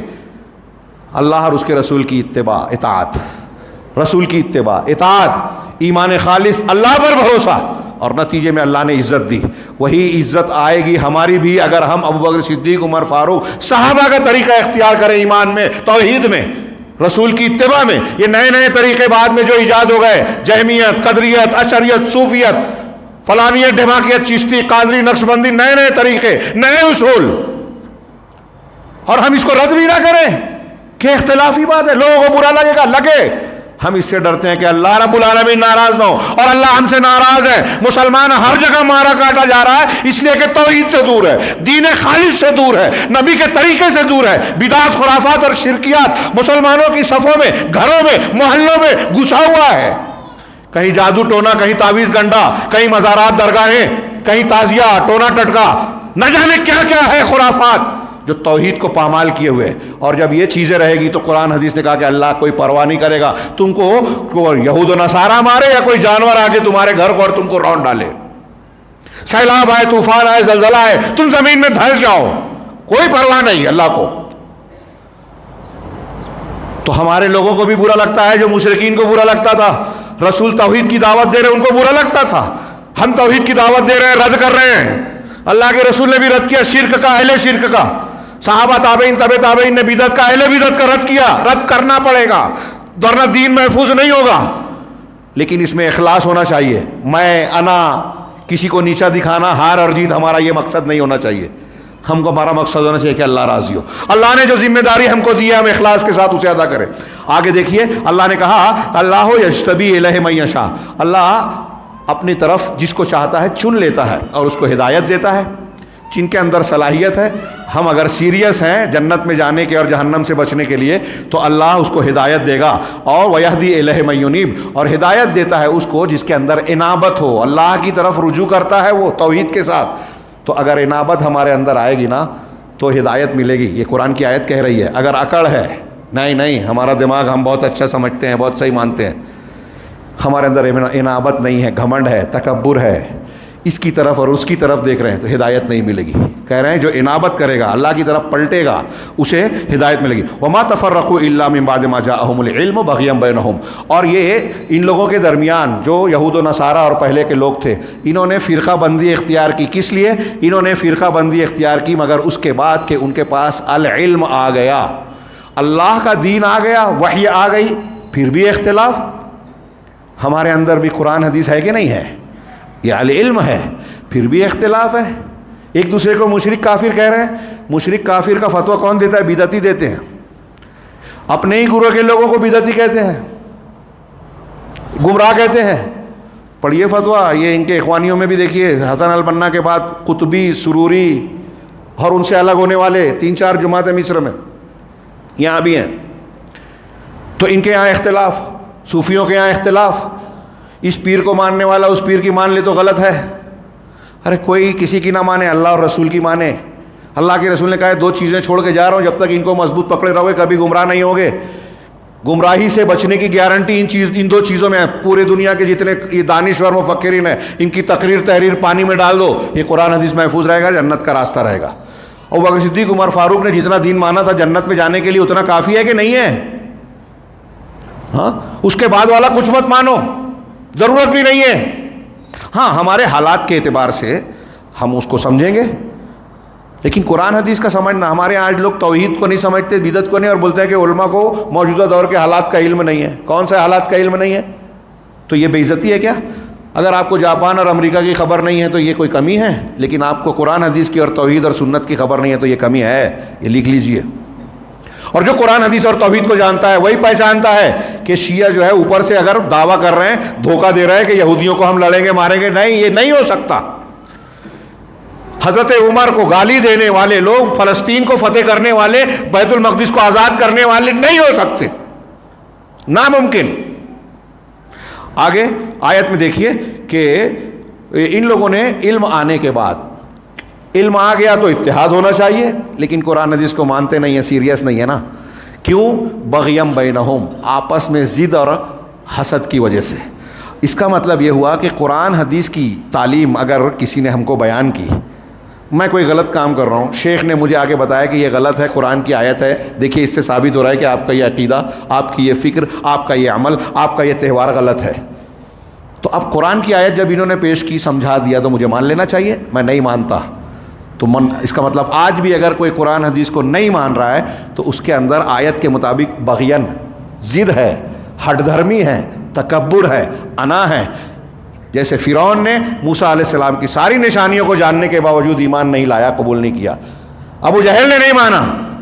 ہم اس درجے کے نہیں، لیکن چھوٹے درجے میں اسی طریقے پہ چل رہے ہیں. جب ہم اللہ اور اس کے رسول کی کوئی بات جاننے سمجھنے کے بعد ماننے سے انکار کرتے ہیں، بغیم بینہم کا مطلب یہی ہے. اللہ نے آگے فرمایا وَلَوْلَا كَلِمَةٌ سَبَقَتْ مِنْ رَبِّكَ إِلَىٰ أَجَلٍ مُّسَمًّى، اگر ایسا نہ ہوتا، تمہارے پروردگار کا کلمہ پہلے سے ایک مقررہ مدت تک کے لیے پہلے سے سبقت نہ کیا ہوتا کہ قیامت کے دن حساب کتاب لے گا، اگر پہلے سے اللہ نے یہ طے نہیں کیا ہوتا، لَقُضِيَ بَيْنَهُمْ، تو ان کا فیصلہ ہو جاتا. ان کو آج ہی دنیا میں عذاب دے دیتا رب العالمین، لیکن ڈھیل دے رہا ہے، یہ اس کا احسان ہے. موقع مل رہا ہے، توبہ کر لے، سدھر جائیں. وَإِنَّ الَّذِينَ أُورِثُوا الْكِتَابَ مِن بَعْدِهِمْ لَفِي شَكٍّ مِّنْهُ مُرِيبٍ، اور جن کو ان کے بعد کتاب کا وارث بنایا گیا، وہ الجھن والے شک میں پڑے ہوئے ہیں. قرآن کا وارث ہیں، حدیث جانتے ہیں، پھر بھی شک شبے میں پڑے ہیں، اس لیے کہ ماننے کو تیار نہیں ہیں، اصولوں کو نہیں جانتے، اللہ اور رسول کی بات کو صحابہ اور سلف کے طریقے پہ نہیں مان رہے ہیں، بلکہ فلاں اور فلاں کے طریقے کو دیکھ رہے ہیں. یہ اور آگے کیا ہے، کتنا بج گیا، ٹائم ہو گیا، ہاں 26 ہو گیا، 4-5 منٹ باقی ہے. میں چاہتا تھا کہ آگے کی آیت کا بھی وہ وضاحت کر دوں. آگے کی آیت میں 10 جملہ ہے. علامہ ابن کثیر نے کہا کہ پورے قرآن میں 10 جملہ جو اپنے آپ میں ایک اصول کی حیثیت رکھتا ہے. ایک یہ آیت ہے جو آگے پڑھنے جا رہا ہوں، اور ایک آیت الکرسی ہے. ان دونوں کے جیسی کوئی آیت نہیں ہے، صرف ترجمہ کر رہا ہوں، لیکن ایک ایک چیز کو. اللہ نے کہا فَلِذَٰلِكَ فَادْعُوا، پہلا جملہ اللہ کے رسول سے کہہ رہے ہیں کہ یہ جو دعوت توحید اور دین اللہ نے اتارا ہے، اسی کی دعوت دیجیے. اب ہم سارے دنیا سے مسلمانوں سے کہہ رہے ہیں جو اختلافی غیر اختلافی سب چھوڑ دو، جو اللہ نے اتارا نا اسی کی دعوت دیجیے. یہ اللہ نے رسول سے کہا ہے، ہم کو وہی کرنا چاہیے. اور اگر آپ توحید کی دعوت نہیں دے رہے ہیں، آپ سنت کی دعوت نہیں دے رہے ہیں، بدعت کا اور شرک کا رد نہیں کر رہے ہیں، تو آپ یہ دعوت نہیں دے رہے ہیں. اللہ کہہ رہا ہے اس کی دعوت دیجیے، اسی کی دعوت دیجیے، اور دوسرے فلاں لال ڈائری اور فلاں کی تفسیر نہیں. جو اللہ اور رسول کی بات صحابہ کی تفسیر سے میل کھاتی ہے وہ دینے کا، اسی کی دعوت دیجیے. وَاسْتَقِمْ كَمَا أُمِرْتَ، لوگوں کو اس سچے صحیح دین کی طرف دعوت دیجیے، اور تم خود اس دین پر قائم رہو جیسا کہ آپ کو حکم دیا. رسول کو کہا جا رہا ہے کہ آپ بھی اللہ کی نازل کی ہوئی وحی سے ہٹ نہیں سکتے. ثُمَّ جَعَلْنَاكَ عَلَىٰ شَرِيعَةٍ مِّنَ الْأَمْرِ، یہ قرآن کی دوسری آیت ہے کہ پھر ہم نے شریعت کے ایک حکم پر آپ کو فائز کر دیا. فَاتَّبِعْهَا، اسی کی اتباع کیجیے. وَلَا تَتَّبِعْ أَهْوَاءَ الَّذِينَ لَا يَعْلَمُونَ، اور اس کے علاوہ ان لوگوں کی خواہشات کی پیروی مت کیجیے جو علم نہیں رکھتے. نبی صلی اللہ علیہ وسلم سے کہا جا رہا ہے کہ یہ پابندی ہے آپ پر کہ اللہ نے جو وحی دی ہے اسی کو ماننا ہے، دوسروں کی خواہشات کو نہیں ماننا ہے. اگر کسی کی سمجھ میں کچھ ایسی چیز آ رہی ہے جو قرآن و حدیث کے خلاف ہے تو ہم کو نہیں ماننا ہے. یہ آگے یہاں بھی کہا وَلَا تَتَّبِعْ أَهْوَاءَهُمْ، اور ان لوگوں کی خواہشات کی پیروی مت کیجیے.